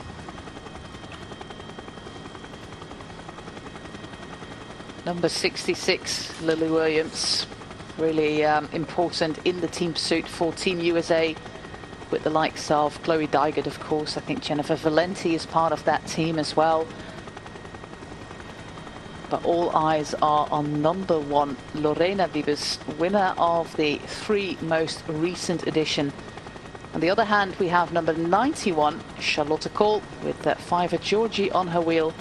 Balsamo not that far back, and what will Puk Pieterse try on that final ascent?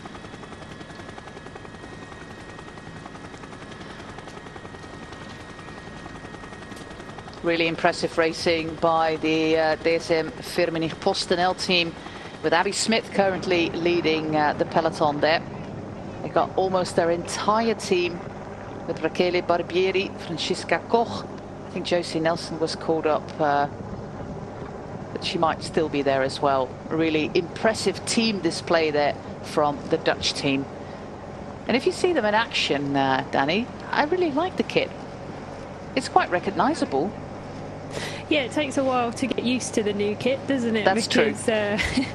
Yeah, often when you look down you think, where are DSM? It's like, yeah, they're not in black anymore, are they? And we often have that at the beginning of the season, where new jerseys and trying to get your head around which riders are riding for which teams and what colours they're in now. But yeah, no, it's a nice kit. It is nice. Evie Kuipers there, all the way on the left-hand side for us viewers, on the right-hand side for the peloton. On the other hand, we have Jaap de Viel, the former French champion for FDJ Suez, who sadly have to go without Cecilie Uttrup-Ludwig for quite some time after a problem with her tailbone, I think it was. Yeah, she crashed in Omloop Het Nieuwsblad just before there was a big crash on I can't remember which cobble section it was now, the Holloweg I think it was, and she crashed just before that on the big road there, and I think she broke her sacrum. She continued to ride for quite some time as well, so it must have been really painful for her riding with a fractured spine effectively on the cobbles. But yeah, recovery.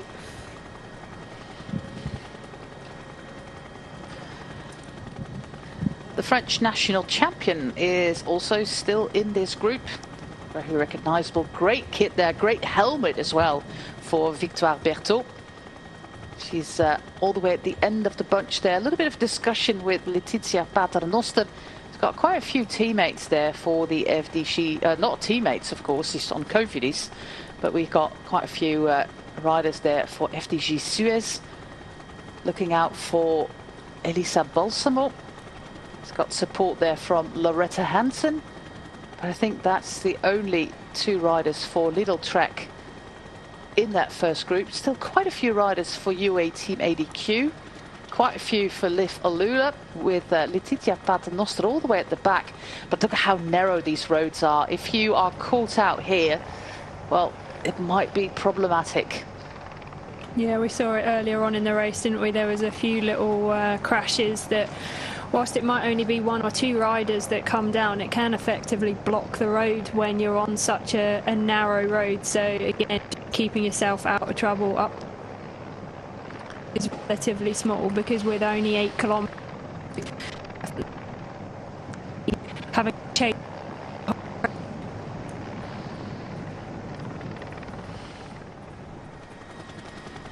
About 25 riders still there in that first group. 3 riders for UNOX, including Aminata Salo and Maria Giulia Convalonieri. I think it's Anouska Koster being the third rider there.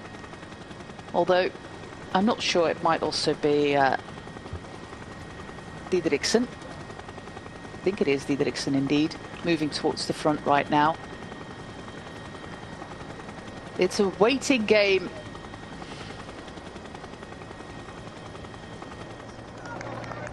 There she is. It is indeed Anouska Koster, the former Dutch champion. I think her title was actually here on the Van Berg, if I recall correctly. Atasalo on her wheel, Convalonieri just behind her. Femke Gerritsen upping the pace. Abby Smith doing a fantastic job there for the DSM Firmenich PostNL team. Making sure that her team leaders stay at the front on these narrow roads. Charlotte de Kool looking very composed there. Okay, 7.4 kilometers to go, Danny. Who's your money on? Virtual money, not real money. Not playing for real. Why not? Might be paid in Haribos then. Oh well, I think that would be more favourable, to be honest. We'll pay in Haribos. Let's go with Haribo. As long as it's not Yeah, when you look at this group, obviously when we've got the likes of Lorena Wiebes and Charlotte de Kool that are still in this, you know, they obviously come with the tags of favourites. There are a number of other riders that we've discussed throughout the race here that Pfeiffer Georgie just sat there in second wheel in the British Champions jersey there. Are we going to see a long range attack? Or, well, it's not going to be too long, is it, with less than 7 kilometres to go? But is someone going to try that up before we get to the Van Berg? I severely hope we are, and not just going to leave it down to a sprint there. But again, if we look at, go on. If we look at the wind directions, it is going to be a tailwind going into the Van Berg. So if you have the legs, there is an option to stay away. It's not a headwind, so tailwind is always more favourable if you want to try a little bit of an attack. But so far, it's just nicely grouped together. and nobody's really making any move towards an attack.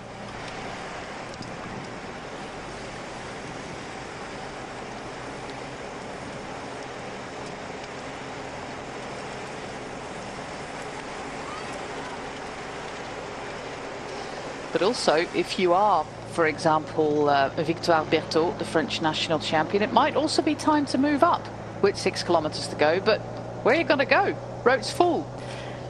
Yeah, exactly. And we have seen a number of riders using the grass going up. And as I said before, it's not necessarily the best idea in with the commissaires' beady eyes on the back of the bunch. Using the grass isn't really allowed in road racing. Obviously it does happen. I think if you want to try and do something with a full tailwind, it's about 25 kilometers an hour, is the last turn that we take before the town of Drenthe. That is about 4 kilometers out from the finish line. There's a turn, and then you get a full tailwind, making your move towards the Vomberg. And mind you, we only have to do that first little ascent, so we go onto the terrain of this this company. The VOM is actually a company, a waste disposal company. We go onto the terrain, then we take a right-hander, and then basically it's one climb.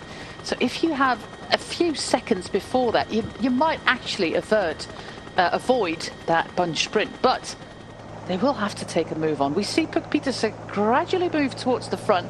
I think she is the one that we might be looking at to pull a stunt like that. This is that moment that the wind is becoming really favourable, and look at the pebbles there on the inside of the corner. That's not where you want to be. Everybody's taking a real wide turn.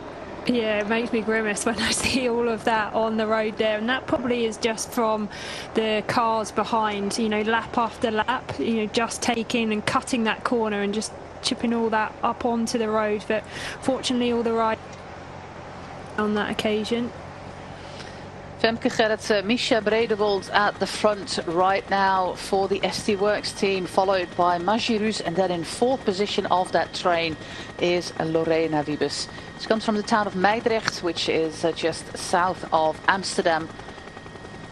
Puk Pieterse is on her wheel. We have Schweinberger still there as well for Phoenix de Koning. Some riders of Team UAE ADQ moving to the front. DSM Firmenich have got a nice little train there. Bang in the middle between the two trains, we find Lily Williams all by herself. Pikulik might still be in this group. But so far the only one I have identified is Maël Grostet with number 62 for the Human Powered Health team. I think Romy Casper is also in there from Human Powered Health. Marta Lach is trying to move up there all the way on the outside. Is she going to try a little bit of an attack or just moving up towards the front?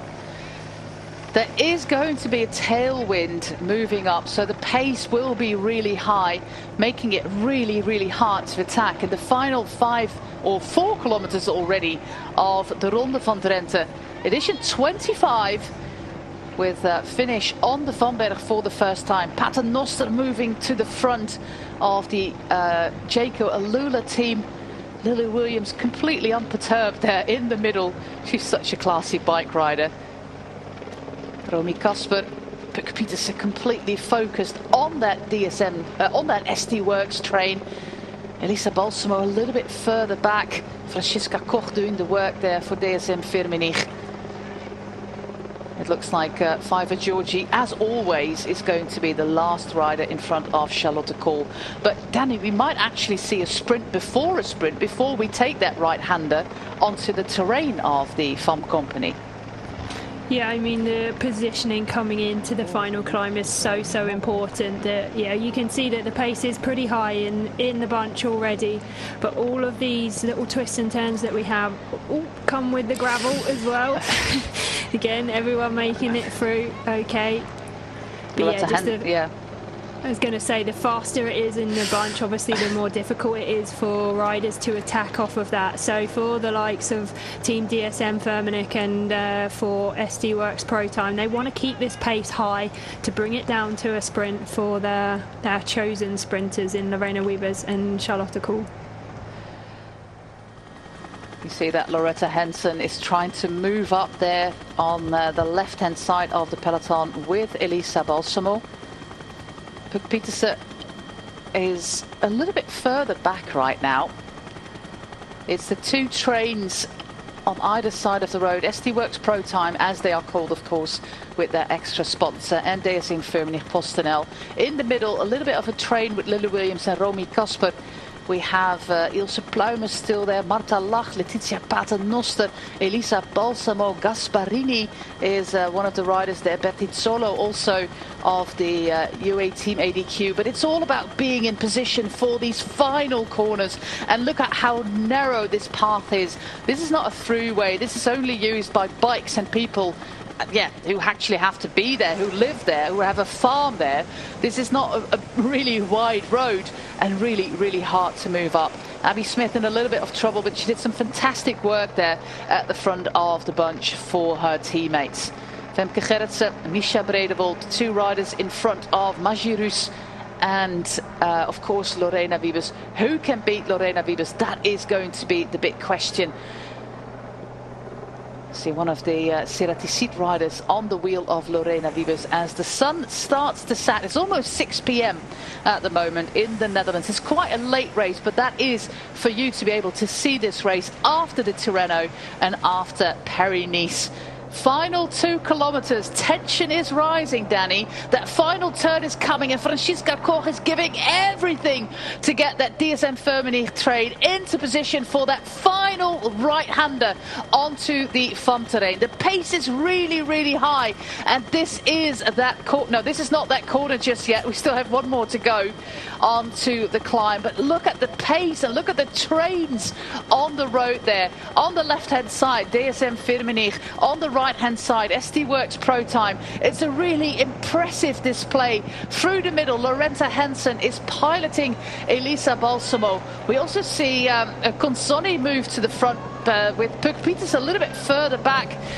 Consonni there with, I think it's Bertizzolo doing the work, but look at the pace. This is a sprint before the sprint, before that final kilometre onto the terrain. Here it is, that corner that I was referring to. Fiver Georgie first in the corner with a call. And look at the gap that Fiver Georgie has after that fantastic cornering skill. We're in the final kilometre, Danny. The final kilometre of the Ronde van Drenthe. Fiver Georgie is leading. We have Charlotte Kool in 3rd position. On her wheel, Elisa Balsamo. In 6th position, as we speak, is Lorena Wiebes. Fiver Georgie is doing an absolute marvellous job there for Charlotte Kool. We're going the final corner and start the climb. It's such a short climb. It's such a punchy climb. Letizia Paternoster also moving towards the front. Puk Pieterse is still there, moving all the way on the outside. In the blue is Puk Pieterse. Can she still avoid that bunch sprint? Fiver Georgie is setting the pace with Magirus, with Wiebes, with Pieterse, with Balsamo, with Kool, with Paternoster, all moving to the front now. On towards that final stretch of cobbles. There goes Fiver Georgie out of the saddle together with Magirus. They are going to launch their sprinters. Wiebes is moving up with Balsamo on her wheel. The final few hundred meters of the Ronde van Drenthe. Will it be the 4th title there for Lorena Wiebes? Absolute marvellous job here by Christine Magirus, piloting, leading out Lorena Wiebes. But Elisa Balsamo is on her wheel. But Pieterse not that far back, and Letizia Paternoster there in 1st place. There is a little bit of a gap going onto the cobbles right now with Magirus, with Wiebes and with Balsamo. Wiebes is opening a sprint, and can Balsamo still get past the Dutch rider? No, she absolutely cannot. Lorena Wiebes is the queen of the Ronde van Drenthe. Number 4, a record holder in this race. That was quite a display of power from Lorena Wiebes the final time up the Vanberg, wasn't it? But she came in as the big favourite there. It was, could anyone challenge? Balsamo came close there, positioned really well, but yeah, just but can I say, what a set of legs she's got on her at the moment, because that was quite a display of power, wasn't it? But can I say how amazing Christine Magirus did that lead out? That was really something. She's back. It really was, indeed. a big hug here between Christine Majerus and Lorena Wiebes, because yeah, this is a team win. We saw all the riders of SD Worx Pro Time participate, with Chantal van der Broek-Blaak earlier on in this race, but then the two Femkes, Wiebes, Bredevold and Majerus, it was an absolute team effort there for SD Worx Pro Time. This is that final, Danny. Yeah, you can see here the lead out from Christine Majerus here, really laying down the power. Lorena Wiebes on the wheel, Balsamo tucked right in, little gap back to Puck Petersen with Letizia Paternoster on the wheel.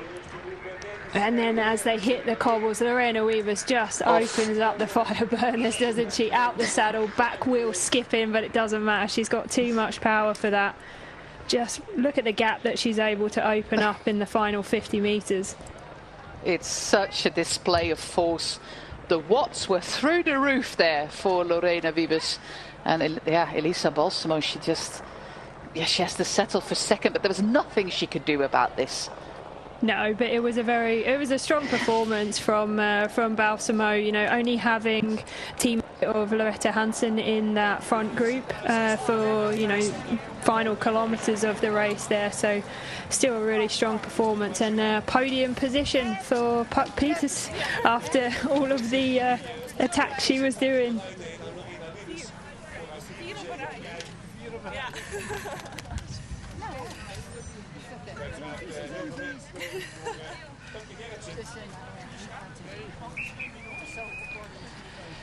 It's win number 10 of the season for SD Worx. 2 wins for Lorena Wiebes in the UAE Tour. Lotte Kopecky, of course, with that fantastic display on Jebel Hafid. And the overall win, Marlen Reusser winning in Valencia. Nick Fischer-Black winning in Valencia, and Reusser the overall.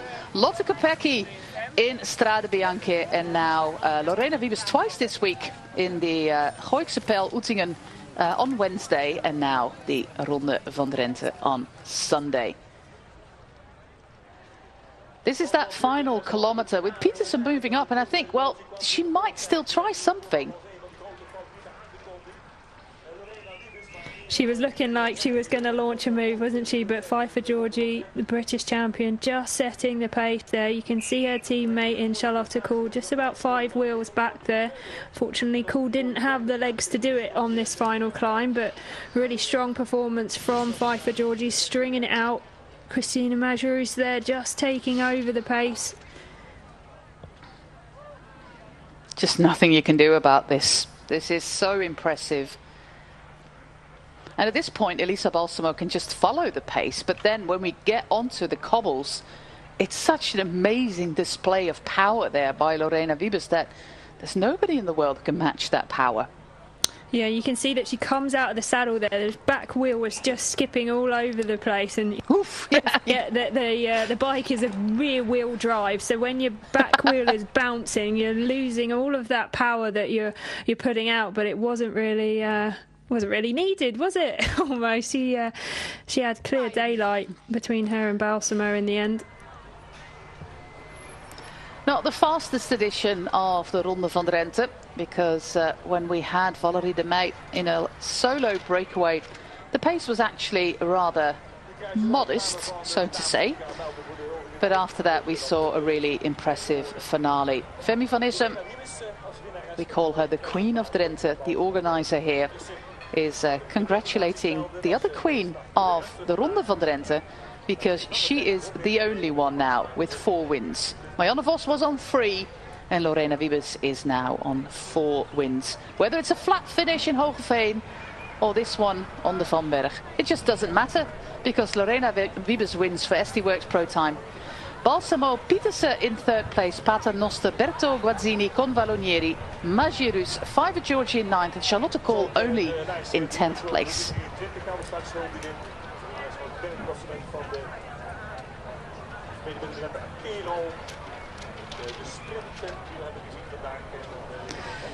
It can be quite a windy and rather cold affair there on top of the Van Berg. It's also quite a walk to get up there, I should say. Dedicated fans at the top there. Dedicated fans indeed, and yeah, the volunteers that are so important for this organisation, and for many organisations, I should say, because Most of the bike racing, when it comes to amateur level, youth racing, is only volunteers. They're not professional bike riders. Here we are. Wie weet zien we elkaar naar de Yeah, streep in Beiningen you say, well, maybe we see each other here. And here we are. You win for the fourth time. Dat is. Ja, het is toch wel een van mijn favoriete wedstrijden geworden. It's one of my favorite races. In 2019 it didn't really go well, but since 2021 it's been going really well. Een sprint bergop over keien, jij wint sprint naar sprint. An uphill sprint on cobbles, you win sprint after sprint. Ja, dit is wel anders, maar de rode loper Yeah, this is a little bit difficult, but Christine really had the red carpet ready for me. Ik eigenlijk allemaal aanzet en toen keek ik achterom en zag meteen dat ik een gat had. And I attacked, or I started my sprint on the cobbles. I looked behind me and I saw the gap was there. Jullie waren met z'n tweeën weg als onderdeel van een kopgroep van 8 in die laatste ronde. You were part of that breakaway of 8 in that final lap. Did you think that was the decisive move? Yeah, first I thought that was the decisive move. But then we saw that, then we heard through the race radio that multiple teams were racing at the front of the peloton. So we had to really pay attention that there was not going to be an echelon. We moeten het wiel van Wiebes hebben in de ronde van Drenthe. Yeah, of course, everybody is looking for that wheel of Wiebes, but who are you looking at? Yeah, I'm just looking at my own lead-out. Je zat te kijken, Charlotte Kool zat er bijvoorbeeld nog bij. Ja, en ook Balsamo. Ja, ik weet dat Balsamo was there, Charlotte was there. Bergop is toch altijd anders. But an uphill finish is always different. De laatste keer dat jij op de VAM stond was bij het Europees kampioenschap. Yeah, the last time you were here on the FAM was at the European Championships. You didn't win, but your teammate Misha Bredewold did. Waren er duidelijke afspraken? Ja, were there clear arrangements today? Ik heb ook van tevoren gezegd dat ik deze wedstrijd graag weer wilde winnen. I said before the race that I really wanted to win again in this race, and the team did a marvelous job. Je bent de hele tijd attent geweest, hè? Je hebt niks gemist. Nee, ik heb weinig van achter gezeten. No, I wasn't at the back. You know that you have to be at the front. You know that at this circuit at the Vanberg you had to be at the front to not be caught by surprise. Ja, daardoor was het nerveus in het peloton, maar het heeft uiteindelijk. It was a little bit nervous in the peloton with the wind. Marianne Vos won er 3, Lorena Wiebes wint er 4. Dat is een Marianne Vos has got 3, you have got 4. Yeah, that is a nice little palmares to be part of.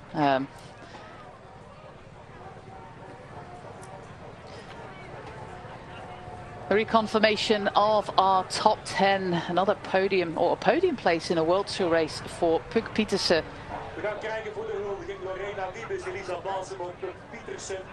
And she's going to join Elisa Balsamo and Lorena Wiebes on the podium. Yeah, despite all the work there, Danny, by DSM Firmenich PostNL, only a 9th and a 10th place. Yeah, I mean, as I said at the beginning, I would have really liked to have seen Pfeiffer Georgie have an opportunity on that climb, and I think she probably could have done a good result. But yeah, unfortunately, 9th and 10th place for them. This concludes the UCI World Tour Miron Ronde van Drenthe. We'll be back with women's racing on Wednesday here on Eurosport Discovery Plus and Max. And that is going to be the Nokereberg, Nokere Koerse, of course. Another uphill cobbled final. And who knows whether we'll see Lorena Wiebes again, because she's on the start line apparently, and already the big favourite for Wednesday. So see you on Wednesday at Nokere Koerse.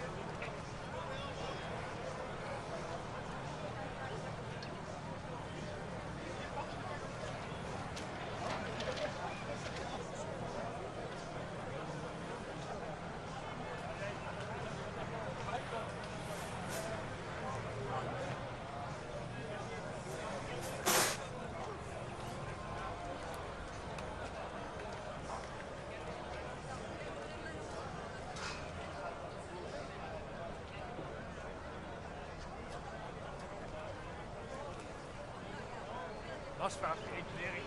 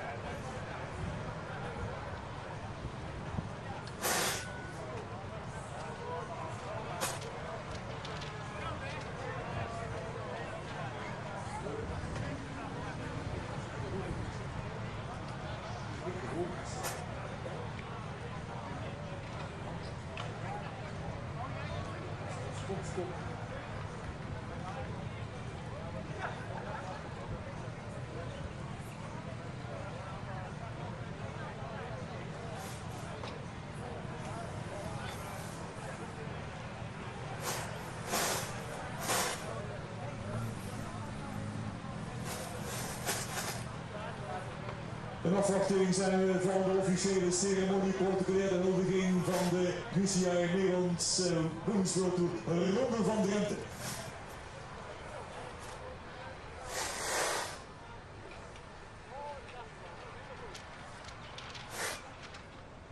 We hebben vandaag heel wat huldigingen die we gaan krijgen, uiteraard van de eerste drie.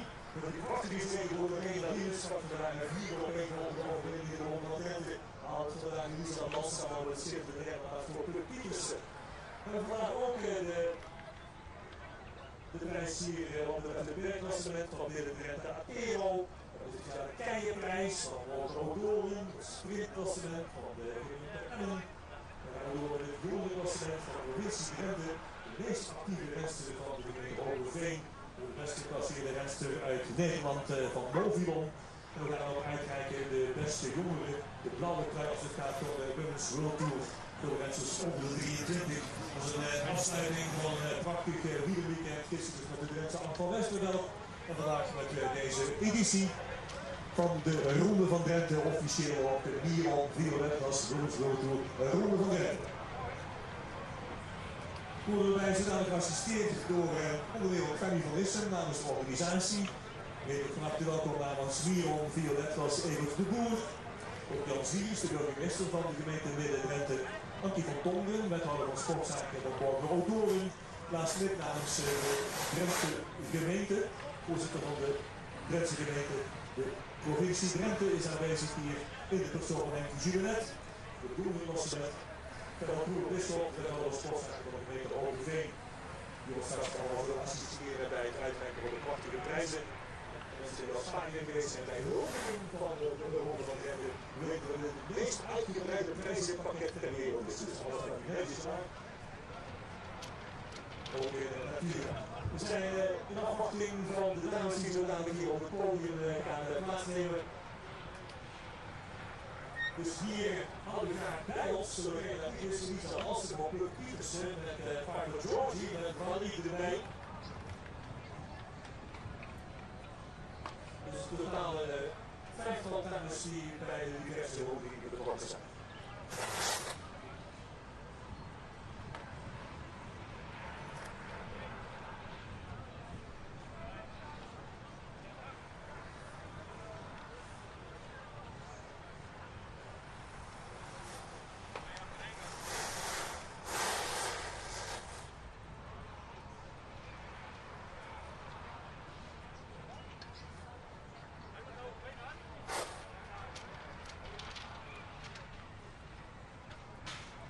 Miron zal de bonuschampioen dadelijk gaan assisteren bij het uitreiken van de prachtige trui van Miron, violet was.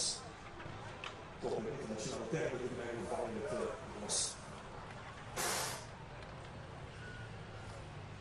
We gaan natuurlijk ook op een heerlijk verwarmde podium, of het heerlijk verwarmde podium hier waar de dames zouden plaats kan nemen.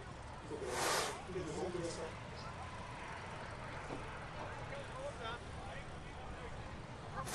Uiteraard ook prachtige beelden vandaag te zien via LEP ook, via Recht in de Drenthe heeft er ook een grote scherm kunnen zien hier wat er allemaal afspeelde in de wedstrijd.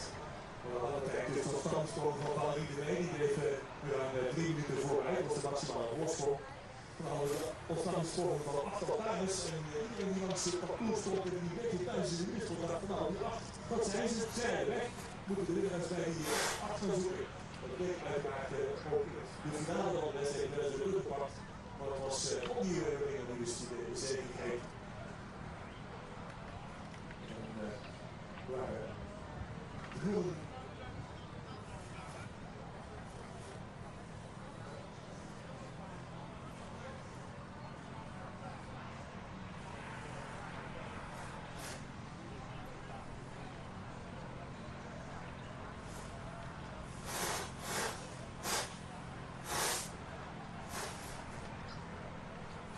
Kijk eens hier, er is dat alles nog op deze richting op. De Pietersen zouden er 3 zijn achter de podium.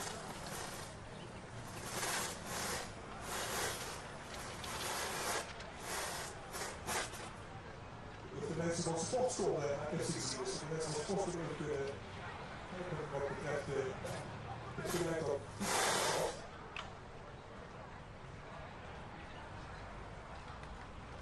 Stonden 3 dames al achter het podium. Zodat ik gaan we nou op alle twee rijden. Dat zou er 5 moeten zijn. Ik 44 jaar voor de kast staan. De tolwijs en ik heb wat heel erg van gezegd. De volgende die gaan we zo dadelijk maar eerst zijn we de eerste 3 beginnen. Vandaag houden we graag hier bij ons Fanny van Issen. En dan willen we bonuschampioen namens Miron. Die gaan ons dadelijk assisteren bij het uitreiken van de prijs over de eerste 3.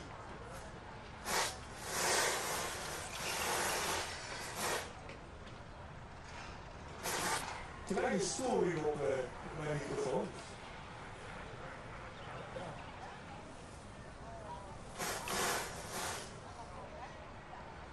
We gaan beginnen met de officiële ceremonie protocolaire huldiging van de Mirons UCI Jongens World Tour Ronde van Drenthe.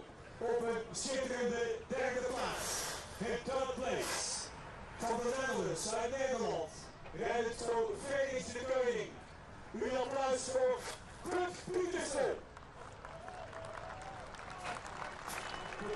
Het scherm tevoorschijn als nummer 3 vandaag.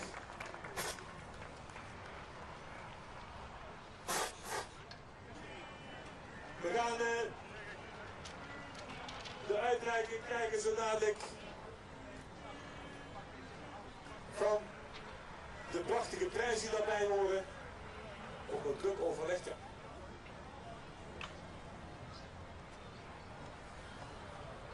Voor de renners geldt dat ze altijd een speciale aandacht mee moeten brengen om straks al die prijzen in huis te kunnen doen. De felicitaties wil de bonuschampioen namens sponsor Miron. Dan gaan we naar de 2e plaats. Op de 2e plaats, in 2nd place, from Italy, uit Italië. Rijdt het voor Little Trek. Uw applaus voor Elisa Balsamo.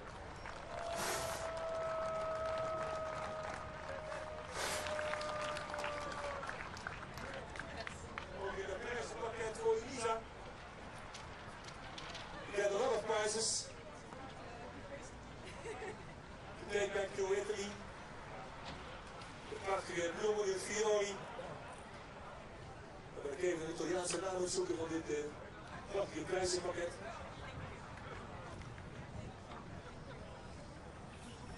Dank ook aan de sponsor gaan we naar de dame die vandaag op een schitterende wijze voor de 400e keer deze ronde van Drenthe op haar naam is te schrijven. Op de eerste plaats, in 1st place, winnares van deze ronde van Drenthe. Winnaar op de ronde van Drenthe. Een geweldig applaus voor Miron.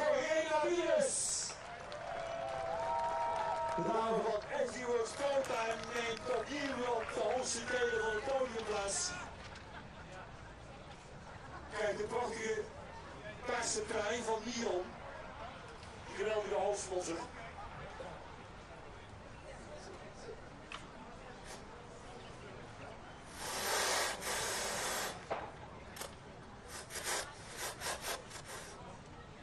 Kijk, die prachtige trui uitgereikt. Daar hoort natuurlijk ook een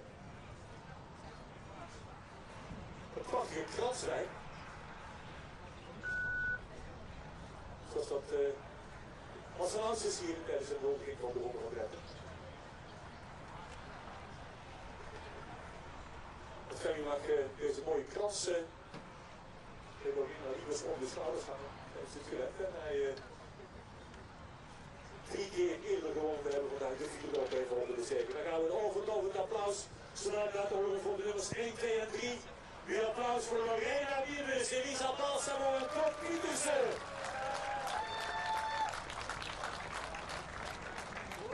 Ook nog die speciale taart bij. Normaal gesproken wordt die verdeeld onder het publiek, maar ik denk dat we kunnen hele mooie foto's maken, niet te schuin houden. Lorena wat op de slag komt nog doen. Applaus nogmaals, grand applaus ook bij Lorena Wiebes, Elisa Balsamo en Kort Pietersen.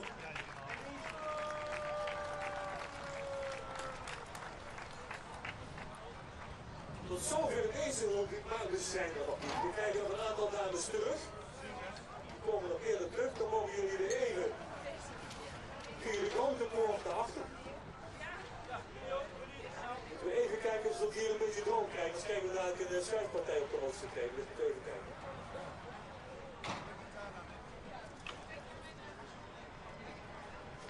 Pupjes even iemand aan het zoeken die... We gaan nog meer honden hier krijgen, Pup. Ik wil nog vaker de hoogste tijd doen.